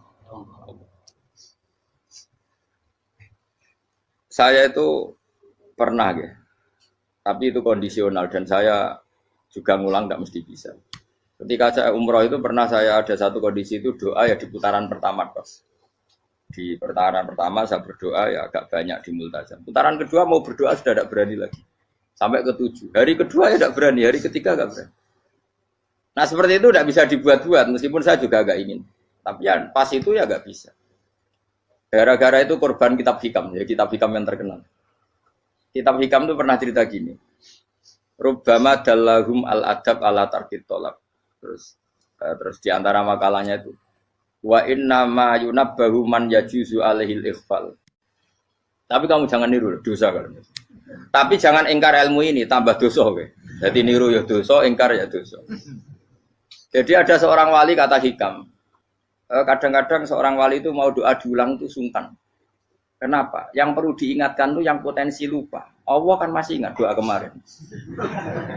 Loh itu gara-gara saya sebelum umroh itu mensinau kitab Hikam itu agar itu kok. Ya Allah. Sing tak dungani wingi ejek eling kok tak eling no meneh kan. Tapi kan akhirnya dungane eling. Ya Allah kayak kemarin. Hari ketiga ya Allah kayak. Makanya menurut saya ilmunya orang hakikat itu juga ada sisi kriminalnya karena ya tadi. Tapi kamu ingkar ya keliru. Memang Allah enggak mungkin lupa ngapain kamu ingatkan. Makanya menurut saya Allah itu mandat terbaik, bener-bener Rahman Rahim. Mestinya nak Allah terbaik, kue donga bedino malah ngamuk. Lah aku lali tapi mbok ilang eling dong. Tapi Allah itu ya maklumi, orang yang mungkin lupa. Wong Allah tidak pernah lupa kok, kamu ingetin terus. Atau kamu menggurui Allah, yaitu ya Allah nang sebadani kalau di duake, padahal nggak mesti maslahat bagi kamu. Duake orang mesti maslahat bagi kamu. Maka ada sekian contoh yang wali itu dibully pangeran. Saya sering cerita, banyak cerita wali itu dibully pangeran, digarap ya pangeran. Ini gara-gara salah itu. Saya pernah cerita dan itu ada di Hikam betul di kitab itu. Itu ada. Ada wali itu tukang hamal itu manol di pasar itu tukang angkut.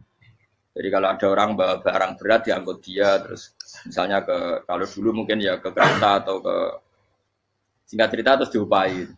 Setelah dapat apa dia pasti pulang karena dia hanya butuh makan satu piring karena dia tirakat makan satu piring untuk ibadah 24 jam. Singkat cerita dia ngeluh ya Allah, kamu tahu, engkau tahu saya ini pecinta engkau, saya ini hanya butuh makan satu piring untuk kuat sholat. Tapi kenapa harus jadi juru manol? Berilah saya rezeki yang tanpa kerja. Selang sekian hari dia dituduh maling, terus di penjara, terus dapat rezeki tanpa kerja. Dia ya Allah kenapa jadinya gini? Kan kamu minta rezeki tanpa kerja. Ya itu penjara itu rezeki tanpa kerja kan. Jadi Allah memperlakukan para walinya itu memang unik. Ya kadang dibully. Sehingga dalam cerita-cerita kenabian, kata Qadiyat itu, nggak ada orang yang sering dibully Allah kayak nabinya. Karena nabi itu orang yang dicintai Allah. Jika salah sedikit saja itu, toro pangeran, toro kampus itu digarap, pokoknya dipelonco, pokoknya salah sedikit. Misalnya begini, Nabi Yakub itu kan nabi. Dia mungkin nyon sewu gak tersadar nyembelih anak sapi itu di depan indukannya. Ya beliau mungkin spontan saja, Pak. Kalau kamu yang melakukan pasti tidak ada hukumannya karena Allah tidak pati peduli sama kamu sudah lah. Artinya gak peduli salah pantas saya ora jelas ya gitu.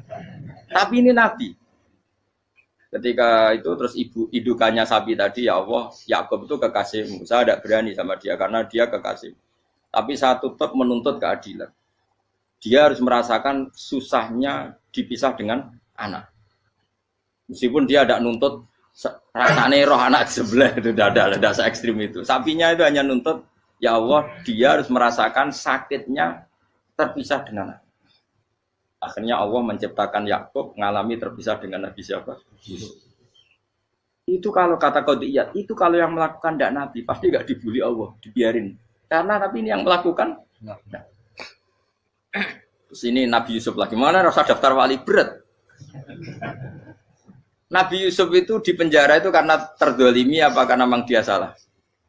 Terdolimi. Dan Nabi Yusuf itu Nabi. Nabi Yusuf itu Nabi betul memang benar-benar. Meskipun ganteng dia Nabi. Syaratnya Nabi ganteng kira-kira mlebu. Nabi itu harus ganteng, enggak boleh. Nabi elek ora oleh. Karena Allah izin di kekasih kok kriting elek. Allah itu selera tadi. Kabeh nabi mesti yang paling ganteng di kaumnya, yang paling nasab. Enggak boleh nabi kok pesek, kriting, ndak itu enggak boleh. Tapi kalau sudah jadi orang soleh oleh kan. Tapi kalau nabi enggak boleh. Nabi Yusuf ganteng. Masyhur kan cerita Nabi Yusuf dengan siapa? Zulaikha. Dan belum ada orang dalam keadaan darurat masih cerdas kayak perempuan. Jadi singkat cerita, ketika Yusuf diajak Zulaikha selingkuh enggak mau kan keluar dari kamar. Dalalah kebetulan wa alfaya sayyidah rajal. Itu si Zulaikha tadi spontan langsung bilang, "Wahai suamiku, apa hukuman orang yang ingin menodai keluargamu?" Itu wong wedok. Padahal dia agak terencana, dia pun enggak bayangkan kepergok suaminya. Itu dalam keadaan kepergok itu masih cerdas. Suamiku, apa hukuman orang yang mau menyelingkuhi keluarga Anda? Singkat cerita suaminya murka terus Yusuf dipenjara, terdolimi. Ketika dipenjara kemudian Yusuf punya keahlian mentakwil apa? Mimpi. Kan tadi suaminya Zulaikha itu tidak sampai raja ya, kira-kira PM atau menteri. Raja itu punya mimpi yang bisa nakwil itu hanya Yusuf. Singkat cerita terus utusan raja datang ke Yusuf dan takwilan Yusuf terbukti benar. Tapi Yusuf ini seorang nabi, saya ulang lagi Yusuf seorang nabi dia tapi ya manusia. Bilang gini ke utusannya, coba bilangkan ke raja kamu di penjara ini ada orang yang di penjara secara terzalimi, yaitu saya. Tolong laporkan ke majikan. Itu Allah tersinggungnya itu bukan main. Nabi kok lapor makhluk. Itu tersinggung. Nah, kowe kan gak piye. Kowe ngajono proposal ya ora piye. Wis pokoke Allah mek kowe ora piye. Wong sampean swargane ya ora langsung wae ngono. Pokoke kira-kira kan sudah enggak perlu ditegur. Makanya fa'an sahu syaitanu dzikra rabbi fala bisa fisijni bid'asi. Maka Allah mentakdirkan utusan raja tadi itu lupa melaporkan peristiwa Yusuf ke raja tadi. Sehingga raja enggak pernah dengar kalau ada orang di penjara karena Allah tersinggung. Wong kowe iku nabi kok lapore ambek penguasa. Ngono tok iku wis Allah tersinggung. Karena dia nabi, enggak boleh nabi lapor makhluk. Jadi Allah itu dengan nabi itu sangat-sangat sensitif. Sangat-sangat sensitif. Ya begitu. Terus kita yang terkenal, meskipun ini enggak ada di Quran, Nabi Musa. Nabi Musa itu pernah sakit gigi. Karena dia mentang-mentang kalimullah, orang yang sering komunikasi dengan Allah, minta ya Allah, tolong tunjukkan obat gigi saya itu apa. Singkat ini sama Allah dikasih tahu. Kamu ngunyah suket ini, gitu. rumput ini kamu kunyah, nanti pasti sembuh. Karena resepnya dari Allah ya pasti mujarab, kan enggak kok dokter. Singkat cerita dikunyah terus sembuh. Suatu saat dia sakit gigi lagi, enggak konsultasi lagi karena masih punya resep tadi, kopian apa? Resep. Dia datang nyari suket yang sama dikunyah tambah sakit. Tanya sama Allah, ya Allah ini kan resepnya yang sama, kenapa tambah sakit? Kata Allah, kamu itu kekasihku. Ora nak sing ngobati ku aku ora suket sembrono. Semenjak itu Nabi Musa ora pernah taruh resep lagi sudah. Andaikan tuh kamu, pasti Allah juga enggak tersinggung. Makanya kata Qadiyat, kenapa para nabi sering ditegur itu bukan karena Allah murka, nabi itu beda. Jadi kesalahan kecil atau apa-apa yang menurut kita ada salah itu untuk nabi salah. Makanya di ahli sunnah ada kaidah apa? Mimba bihasanatil abror sayyi'atul muqarrabin. Pernah dengar kaidah apa? Mimba bihasanatil abror sayyi'atul muqarrabin. Sesuatu kalau dilakukan umumnya orang itu hasanah atau kebaikan, tapi kalau dilakukan para nabi itu salah. Karena apa ya? Saking dekatnya dengan Allah. Saya ulang lagi apa? Mimba bihasanatil abror sayyi'atul muqarrabin. Jadi nabi itu beda. Nah, para nabi itu orang-orang yang ngalami fikir yang doa resmi kayak siapa tadi? Definisi fikir ya sering. Kayak definisi orang tasawuf yang sering. Sehingga ketika Nabi berdoa ya memang secara disiplin ilmu yang namanya berdoa ya minta Allah dengan mengadakan tangan. Ketika enggak berdoa karena Nabi sadar Allah tidak perlu diingatkan lagi, pasti masih ingat. Jadi dua-duanya benar terus. Makanya Nabi itu lam yazal fitaroki, Nabi itu selalu naik derajatnya. Karena pas minta ya benar, pas tidak minta ya. Tapi kamu jangan niru dosa kan. Tapi jangan ingkar ilmu ini, tambah dosa. Jadi niru ya dosa, ingkar ya dosa. Jadi ada seorang wali kata Hikam, kadang-kadang seorang wali itu mau doa diulang itu sungkan. Kenapa? Yang perlu diingatkan itu yang potensi lupa. Allah kan masih ingat doa kemarin. Loh itu gara-gara saya sebelum umroh itu mensinau kitab Hikam itu agar itu kok. Ya Allah, sing tak dungani wingi ejek eling kok tak eling no meneh. Dadi wa inna ma yunabbahu man yajuzu alil yang bisa diingatkan hanya orang yang potensi lupa. Sementara Allah tidak akan. Tapi kan akhirnya dungane eling. Ya Allah kayak kemarin. Hari ketiga ya Allah kayak. Makanya menurut saya ilmunya orang hakikat itu juga ada sisi kriminalnya karena ya tadi. Tapi kamu ingkar ya keliru. Memang Allah enggak mungkin lupa, ngapain kamu ingatkan? Makanya menurut saya Allah itu manggat terbaik, bener-bener Rahman Rahim. Mestinya nak Allah terbaik, kue dongo bedino malah ngamuk. Lah aku lali tapi mbok eling dong. Tapi Allah itu ya maklumi ya, dengan kekeliruan. Kita ini kan selalu keliru. Dongo terus ya keliru sebetulnya. Karena seakan-akan kan mengingatkan seseorang yang mungkin lupa. Wong Allah tidak pernah lupa kok, kamu ingetin terus. Atau kamu menggurui Allah, yaitu ya Allah nang sebadani kalau di duake, padahal nggak mesti maslahat bagi kamu. Duake ora mesti maslahat bagi kamu. Kalau kamu turun terus, pas minta itu karena tomak kamu, hadun nafsi kamu, serakah kamu, tapi nggak tahu diri, pantas tahu dengan permintaan. Kayak gue misalnya jongo jadi wali, iso Allah tersinggung, bocor atau tirakat atau jalur jadi wali. Tapi gak dongo ya Allah tersinggung, kere ra tau dongo. Jadi orang kalau ndak wali itu sudah keliru terus. Jadi gue di sepuro, tapi tak kira itu akeh salah. Ya jajal ke dongo wali kok sabtu kok dirjelang. Kira-kira Allah tersinggung ngopo nyembadani? Kira-kira tersinggung. Tapi misalnya kira tahu dongo kepengen kau Imam Syafi'i, apa yang tersinggung? Bocah ora di idola. Terus piye Gus? Piye kadung salah biasa wis. Wis bakat salah no. Bakat salah. Ini dongane sing gampang gak itu mesti bener. Rabbana dzalamna anfusana wa lam taghfir lana wa tarhamna lanakunanna minal khasirin. Saya pernah punya kitab dan kitab itu menurut saya luar biasa. Bahkan ketika adu bully itu, adu cara mahasiswa itu kayak pelonconan itu. Nabi sama Nabi pengiran gitu, dan itu sekali yang satu salah melakukan disiplin ilmu, pengiran itu degradasi. Dan Allah memang mengancam gitu. Kalau kamu melanggar ini, la ahbiton namin diwanin nubuah. Nanti la amkuan namin diwanin nubuah. Kamu saya hapus dari buku kenabian. Tes-tesannya ya lucu, biasanya begini. Kata Nabi Musa kan ditanya, ketika dia khutbah ditanya orang. Siapa orang paling alim ya Nabi Allah? Sekarang orang paling alim itu siapa? Nabi Musa jawab, saya kan. Ya itu Allah tersinggung karena wong kok mletene ngono. Tapi andai kan Nabi Musa kok jawab Fauzi itu salah, tambah salah meneh. Atau enggak Pruhen, malah salah meneh. Tapi jawab Musa ya salah. Saya Gusti, saya kan. Orang paling alim siapa? Saya. Terus Allah memperingatkan Musa, ada seseorang yang lebih alim ketimbang kamu. Coba kamu harus ketemu dia. Ketemu dengan cerita ketemu Nabi siapa? Khidir. Terus dalam 3 sesi ini, 3 babak ini buli-bulian. Nabi Khidir itu dalam 3 babak ini selalu kelihatan salah. Di antaranya adalah cara sekarang ya mungkin di gonjak sepeda motor atau perahu kalau dulu yang menggratisi dia numpangi sepeda motor malah spionnya dicopot gitu. Spionnya dicopot, dirusak. Tapi Musa kan sudah digratisin malah rusak yang motornya yang apa? Menggratisin. Nabi Khidir masih tenang. Kamu tidak paham. Ya, Nabi Khidir mesti distok kamu tidak paham. Itu kata syurrahul hadis termasuk Ibnu Hajar al-Asqalani bilang ini. Setelah itu kedua membunuh anak kecil. Musa tambah marah. Anak yang belum punya dosa kok kamu sampai 3 kali ada 3 peristiwa.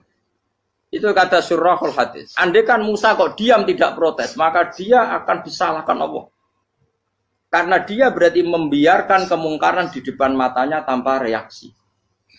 Jadi sebetulnya ketika Musa berontak itu Nabi Khidir, Nabi tenan gitu.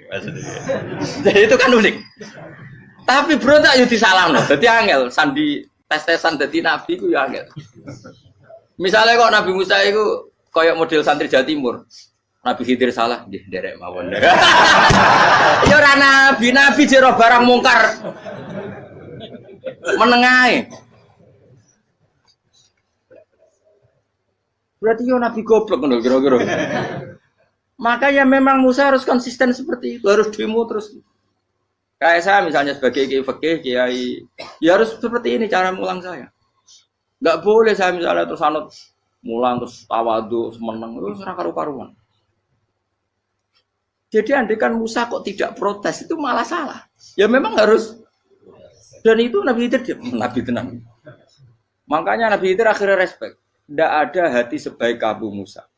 Risi itu gak nyaman ketika melihat kemungkaran. Jadi itu sebenarnya poin. Tapi lucunya Nabi Khidir yang nyalan. Takkan dari rasa kok komen takok. Tapi ya disalah no. Ya aku jadi Nabi Musa.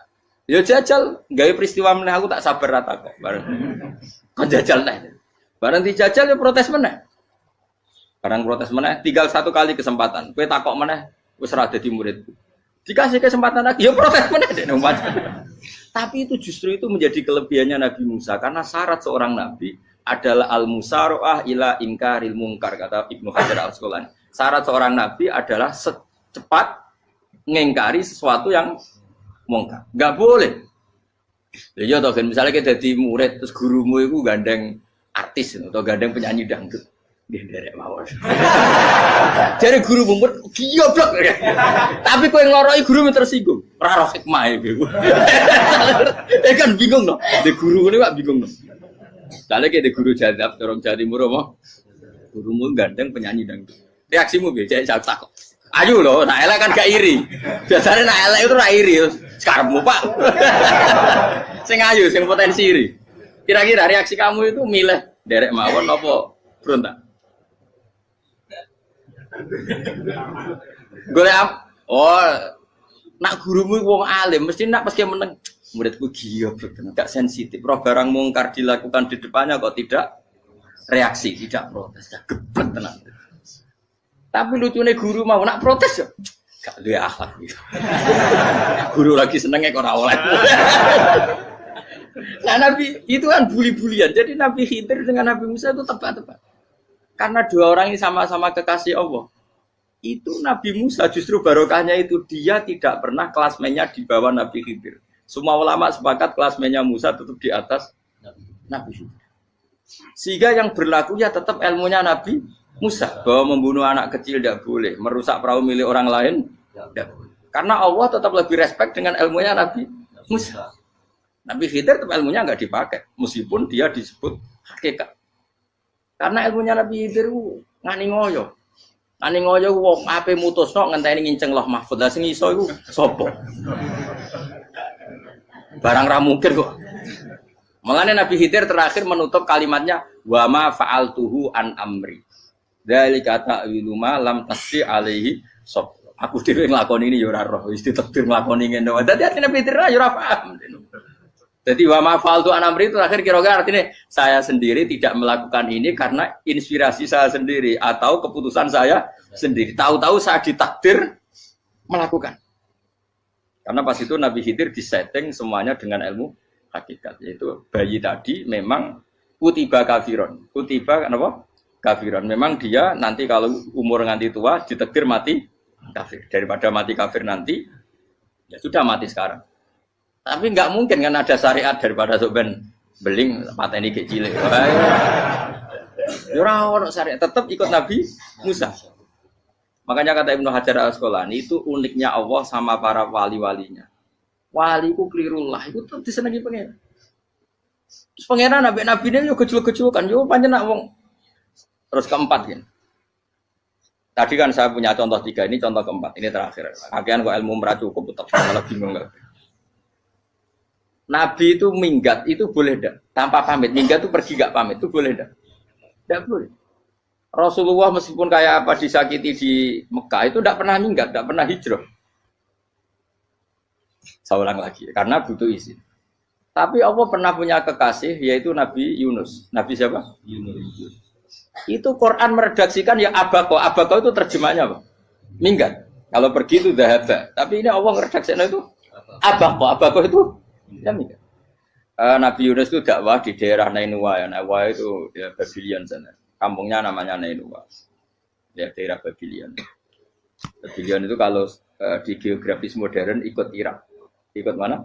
Irak. Jadi Kufa, Basra, Babylon. Terus siapa itu yang ngalahkan pasukan Yahudi dulu itu Buktanasor, Hebuket, Nasir itu ikut mana? Babylon apa? Babylon. Bama unsila alal malaka ini di Babila Harutama. Makanya kalau ulama-ulama melihat Irak kacau sampai sekarang itu tidak kaget. Irak itu ardun mal'unah kalau di kitab-kitab. Bumi yang memang sudah terlaknati mulai dulu. Sehingga ketika ada kasus Saddam Hussein sekarang itu ulama tidak kaget. Zaman Rasulullah Sugeng itu Irak itu termasuk sudah bumi yang guna keazalah. Jadi di sana pasti banyak fitnah. Fitnah pertama yang dicatat sejarah adalah Mautul Husain apa? Pak Pudutnya Said siapa? Husain di Karbala. Era Imam Syafi'i adalah zaman mifnah, ulama dibantai karena dipaksa mengatakan Quran apa? makhluk. Terus konflik-konflik sampai era Saddam Hussein terus era sekarang jadi. Nah kita ini ulama sebenarnya tahu tarikh itu. Tapi di era modern kan dianalisis karena campur tangan ini itu ya sudah lah. Sebab goblok pun daripada ngebantah-bantah malah kamu. Ibu goblok, ibu pinter. Nah sekarang kan analisisnya kan, wah ini ada campur tangan pihak ketiga diciptakan nih saunu ini. Ya kalau intelijen harus ngomong seperti itu. Kalau kita seperti ulama memang dari dulu dicap Nabi hunalika az-zalasil wal fitan. Saya teruskan. Nabi Yunus itu dakwai kaumnya itu lama sekali dan tidak iman. Nah semua nabi kalau kaumnya tidak iman itu diberi hak Allah ngancam akan adanya azab apa? Ngancam akan adanya azab. Nabi Yunus ngomong gitu terusin. Nanti kalau kamu tidak iman itu pasti kena azab. Anggap saja dia ngancam gitu sudah berbulan-bulan. Singkat cerita, azab baru tinggal 3 hari lagi. Ayo nang iman, tinggal 3 hari lagi.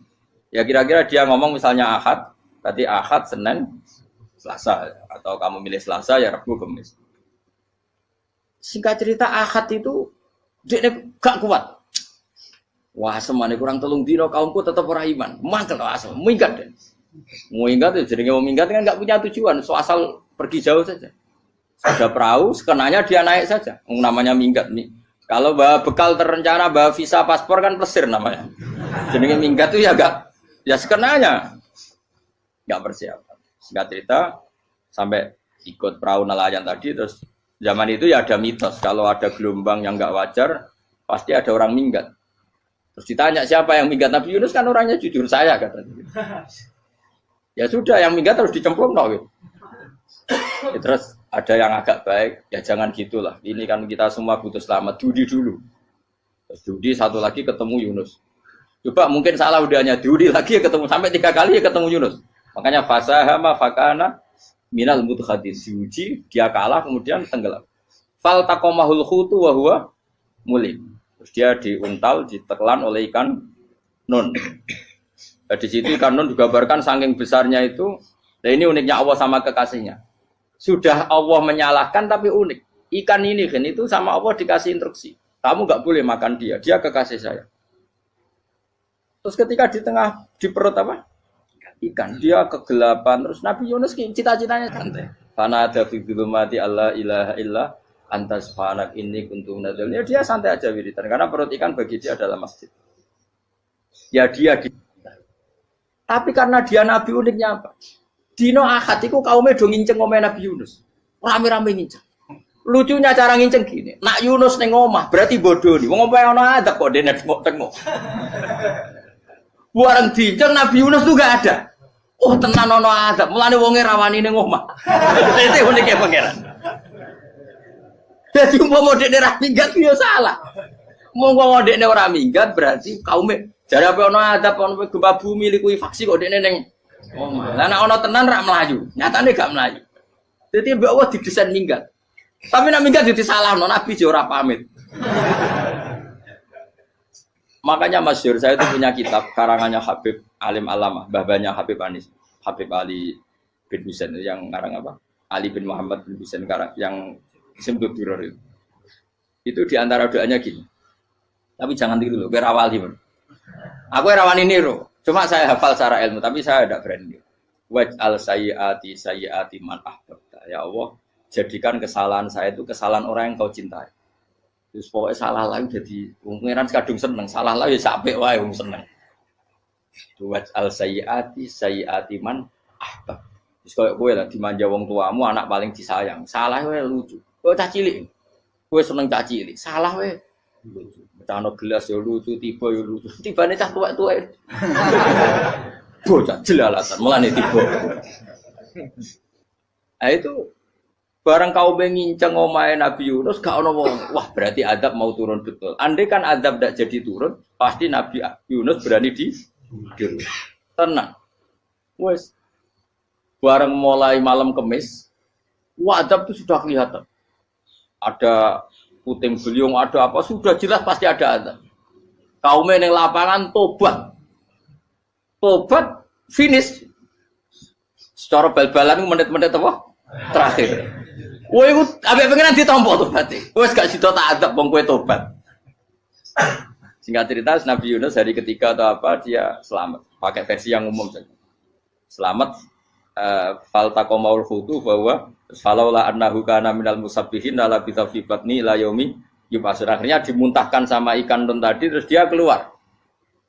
Barang keluar tanya-tanya kabar gimana kabar kampung neng Nuwah baik-baik saja. Tabar awani mulai karena dia tahu kalau orang bohong tuh dihukum mati.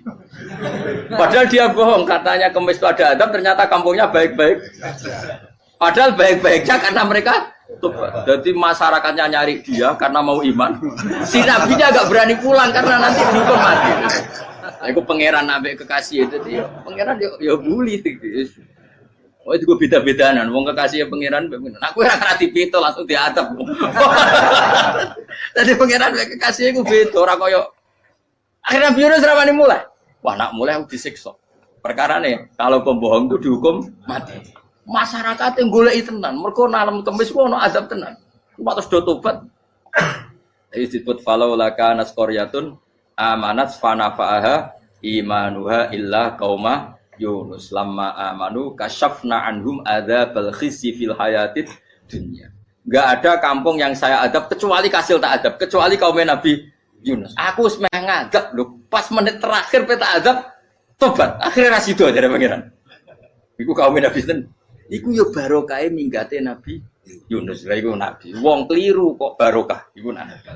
Umpama Nabi Yunus ora minggat, kaume berpikir Yunus bohong. Wong ape ana azab kok tengok-tengok. Nengom. Tapi pas minggat tenan yo disalahno pangeran, minggat kok gak paham. Hikmat. Amalane kira usah protes. Wali iku beda, kekasih pangeran. Itu sama dengan sing dialami Rasulullah sallallahu alaihi wasallam ning Sulhul Hudaybiyah. Semua perjanjian itu salah secara hukum fikih. Bukan salah lagi, sangat salah cara ukuran fikih. Sehingga semua sahabat itu protes kecuali Abu Bakar As-Siddiq. Cuma semuanya omong Umar, tapi semua sahabat akhirnya ya. Coba di antara perjanjian gini.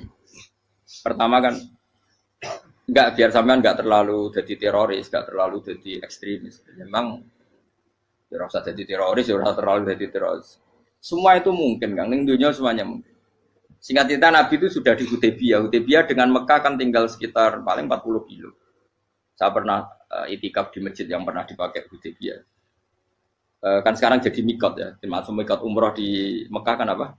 Hudaybiyah kan mikot di yang terkenal kan apa? Jirona, Tanim, Hudaybiyah. Itu perjanjiannya tuh gini.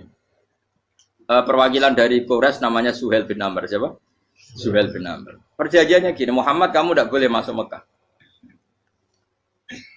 Kamu boleh masuk Mekah itu tahun depan. Padahal Nabi sudah bilang ke para sahabatnya, ayo kita umroh. Dan diberi hak umroh. Tapi setelah sekitar 40 kilo masuk Mekah, dicegat sama orang kafir Quraisy. Lah, Nabi sakit tenan. Nabi kadung mentafsir, memberi berita gembira, saya mimpi kalian masuk tanah haram aminina mukhalikin, aman semua. Semuanya bercukur gundul atau mencetak rambut. Pokoknya kata sahabat senang sekali karena mimpi Rasulullah tidak pernah apa? Enggak pernah salah. Bareng di situ di antara perjanjiannya hadza ma kataba ali Muhammad Rasulullah. Ini perjanjian yang ditulis Muhammad Rasulullah. Kata Suhail, hapus kata Muhammad Rasulullah. Kalau saya tahu kamu Rasulullah tidak saya perangi, tulis Muhammad bin Abdullah. Kata Rasulullah, ya Ali hapus tulisan Muhammad Rasulullah. Kata Ali, tidak saya akan menghapus setelah Muhammad Rasulullah. Saya beri Nabi unik. Hapus gak popoli, masih aku hapus aku tetap Rasulullah. Wong tulisan wae. Jadi Nabi ya rileks saja. Tapi Ali katanya, fawwama ana bimakhihi abadan. Saya tidak akan menghapus tulisan itu selamanya. Kata Nabi, kowe nek ora gelem ngapus, tanganku didono, aku sing ngapus. Nabi kan umi tidak bisa baca terus. Tangannya Nabi sendiri yang dilewatkan Ali ke tulisan itu sehingga terhapus. Nabi ya rileks. Wong tulisan wae aku ora ditulis Rasulullah ya tetap Rasulullah. Nabi masih rileks. Terus perjanjian kedua, kalau ada orang kafir Quraisy masuk Islam harus dikembalikan karena berarti keluar dari habitat. Tapi kalau sudah Islam kok masuk kafir lagi harus dibiarkan karena berarti kembali ke habitat. Nabi bilang ya enggak masalah. Semua perjanjian itu merugikan Islam. Itu secara fikih pasti salah. Akhirnya Umar itu protesnya keras sekali. Ya Rasulullah, apa engkau masih nabi? Utakai sengak. Apa engkau masih nabi? Dan nabi siapa santai bala ya saya masih nabi. Tapi kenapa kamu hinakan kita dan memberikan kehormatan pada orang-orang kafir itu? Jawabnya Kanjeng Nabi lucu. Ya agama iki wae pangeran. Masih aku perjanjian ning ngono kok pangeran sing ngangkat agama iki tenang wae. Kanjeng Nabi ku yo perjanjian mek manusa gampang. Jadi Nabi itu sange imannya Allah tetap yu'izzu hadaddin. Allah pasti memuliakan ini agama. Apapun perjanjian diciptakan manusia. Makanya bapak saya, Mbah Mun guru saya itu ngaram-ngaram tenan mikir Islam. Islam mbok pikir haram, ono sing duwe. Ben ngono.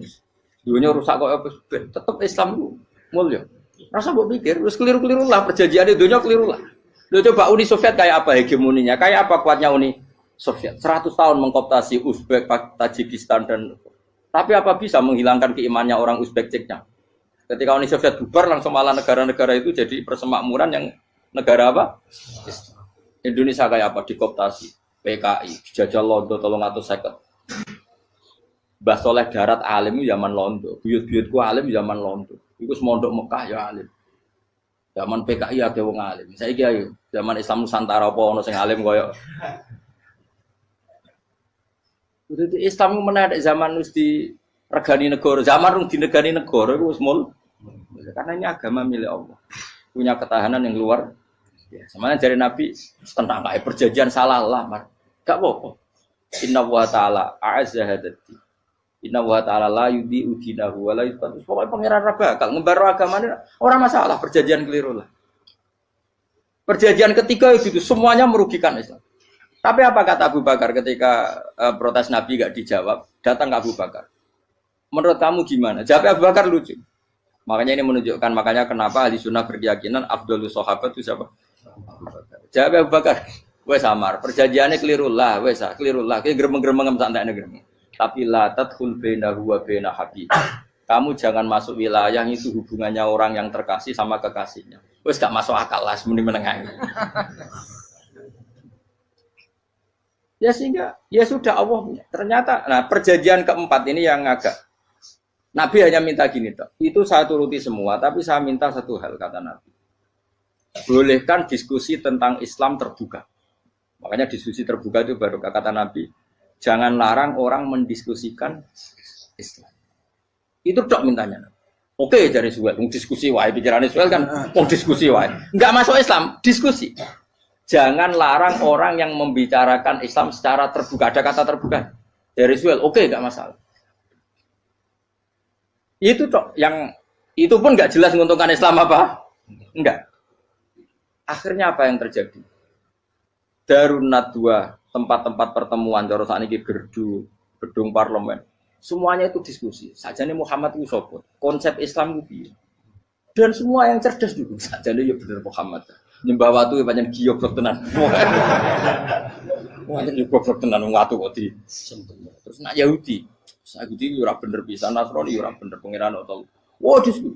Suwe-suwe hasil diskusi sepakat. Pancen dia tetap bener Muhammad. Tetap bener Muhammad. Akhirnya hasil diskusi itu akhirnya mereka membatalkan perjanjiannya sendiri. Perkara ini baru kayak apa? Malah Nabi ketika Bali di Medina, Umar sempat protes ning dalam. Oke ya Rasulullah, saya nerima konsep Anda, tapi saya menyisakan satu pertanyaan. Jadi jenengan niku ana ayat sing nurjukna la tadkhulunal masjidal harama insyaallahu aminina muhalliqina ru'usakum. Lah kok nyatane ra sida mlebu Mekah, malah kita terusir kembali lagi ke Medina. Iku Nabi yang agak lucu ngendikan. Mar, ning ayat iku ora gak ana taune. Apa ana ayat iku taun iki? Sing ngatene taun iki ra kowe. Jadi Nabi iya ora ana taune ya. Ora ana taune kok tauni dhewe kan kira-kira. Ayat iku kan gak ana taune, Umar ae sing GR nafsiri tahun ini. Wong awam suatu saat kamu akan masuk Masjidil Haram. Tapi kan gak ana taune ayat itu. Apa di ayat itu ada tahunnya Umar dan Allah bilang tahun ini ya enggak, ya sudah kalau enggak ada tahunnya ya pokoknya mesti kapan-kapan terjadi. Tapi ora saiki. Kayak sugih rugen kan gak ono tahune, ora iso. Mau aku ndongakno sugih tapi kan tanpa tahu. Iso suwi. Nah, akhirnya apa yang terjadi? Ada diskusi masif di Mekah. Setiap yang cerdas, setiap Nabi tanya, Abu Sufyan siapa? Nabi mau komentar gini, sama siapa teksnya? Misluhu la yajhalul Islam. Kalau Islam sudah didiskusikan, otak secerdas Ikrimah bin Abi Jahal, secerdas pasti tidak bodoh tentang Islam. Maknanya pasti akal yang waras memilih Islam. Wah, akhirnya Islam jadi masif. Ya sudah, karena Islam sudah masif, tokoh-tokohnya cenderung Islam, akhirnya perjanjian itu dibatalkan sendiri. Akhirnya waro'aitan nasa yadkhuluna fi dinillahi afwaja. Akhirnya mereka berbondong-bondong masuk. Itu artinya apa? Nabi itu gaya perjanjian cara fikih keliru wae, cara fikih cara zahire keliru wae, tetap barokah karena punya hubungan khusus dengan Allah Subhanahu wa taala. Makanya la tadkhul bainahu wa baina habib. Itu kan kayak ya sudah seperti di pangeran. Makanya Sayyid Ali itu Sohibu Simtiduran nak dungo di antara doanya waj'al sayyiati man ahbab. Jadikan ya Allah kesalahan saya, kesalahan orang yang engkau cinta. Karena ulama nyontono ngene, saiki Nabi Adam ambek iblis itu padha salah itu. Enggak jawab. Padha salah, iblis itu salah bodoni Nabi Adam salah. Dilarang mangan wit khuldi tetep mangan. Mau trimo rayuane sinten? Iblis. Tapi wong piye-piye pangeran ku seneng Nabi Adam. Sediluk diusir bar sumajtabahu rabbuhu fataba alaihi wa bar langsung Adam urung metu ka swarga wis diwarai. Damke kepengin tak sepuro nggih tak warai dongane. Iblis tak diwarai. Mane kena donga. Wong dadi mane ya pokoke wong disenengi ku menangan.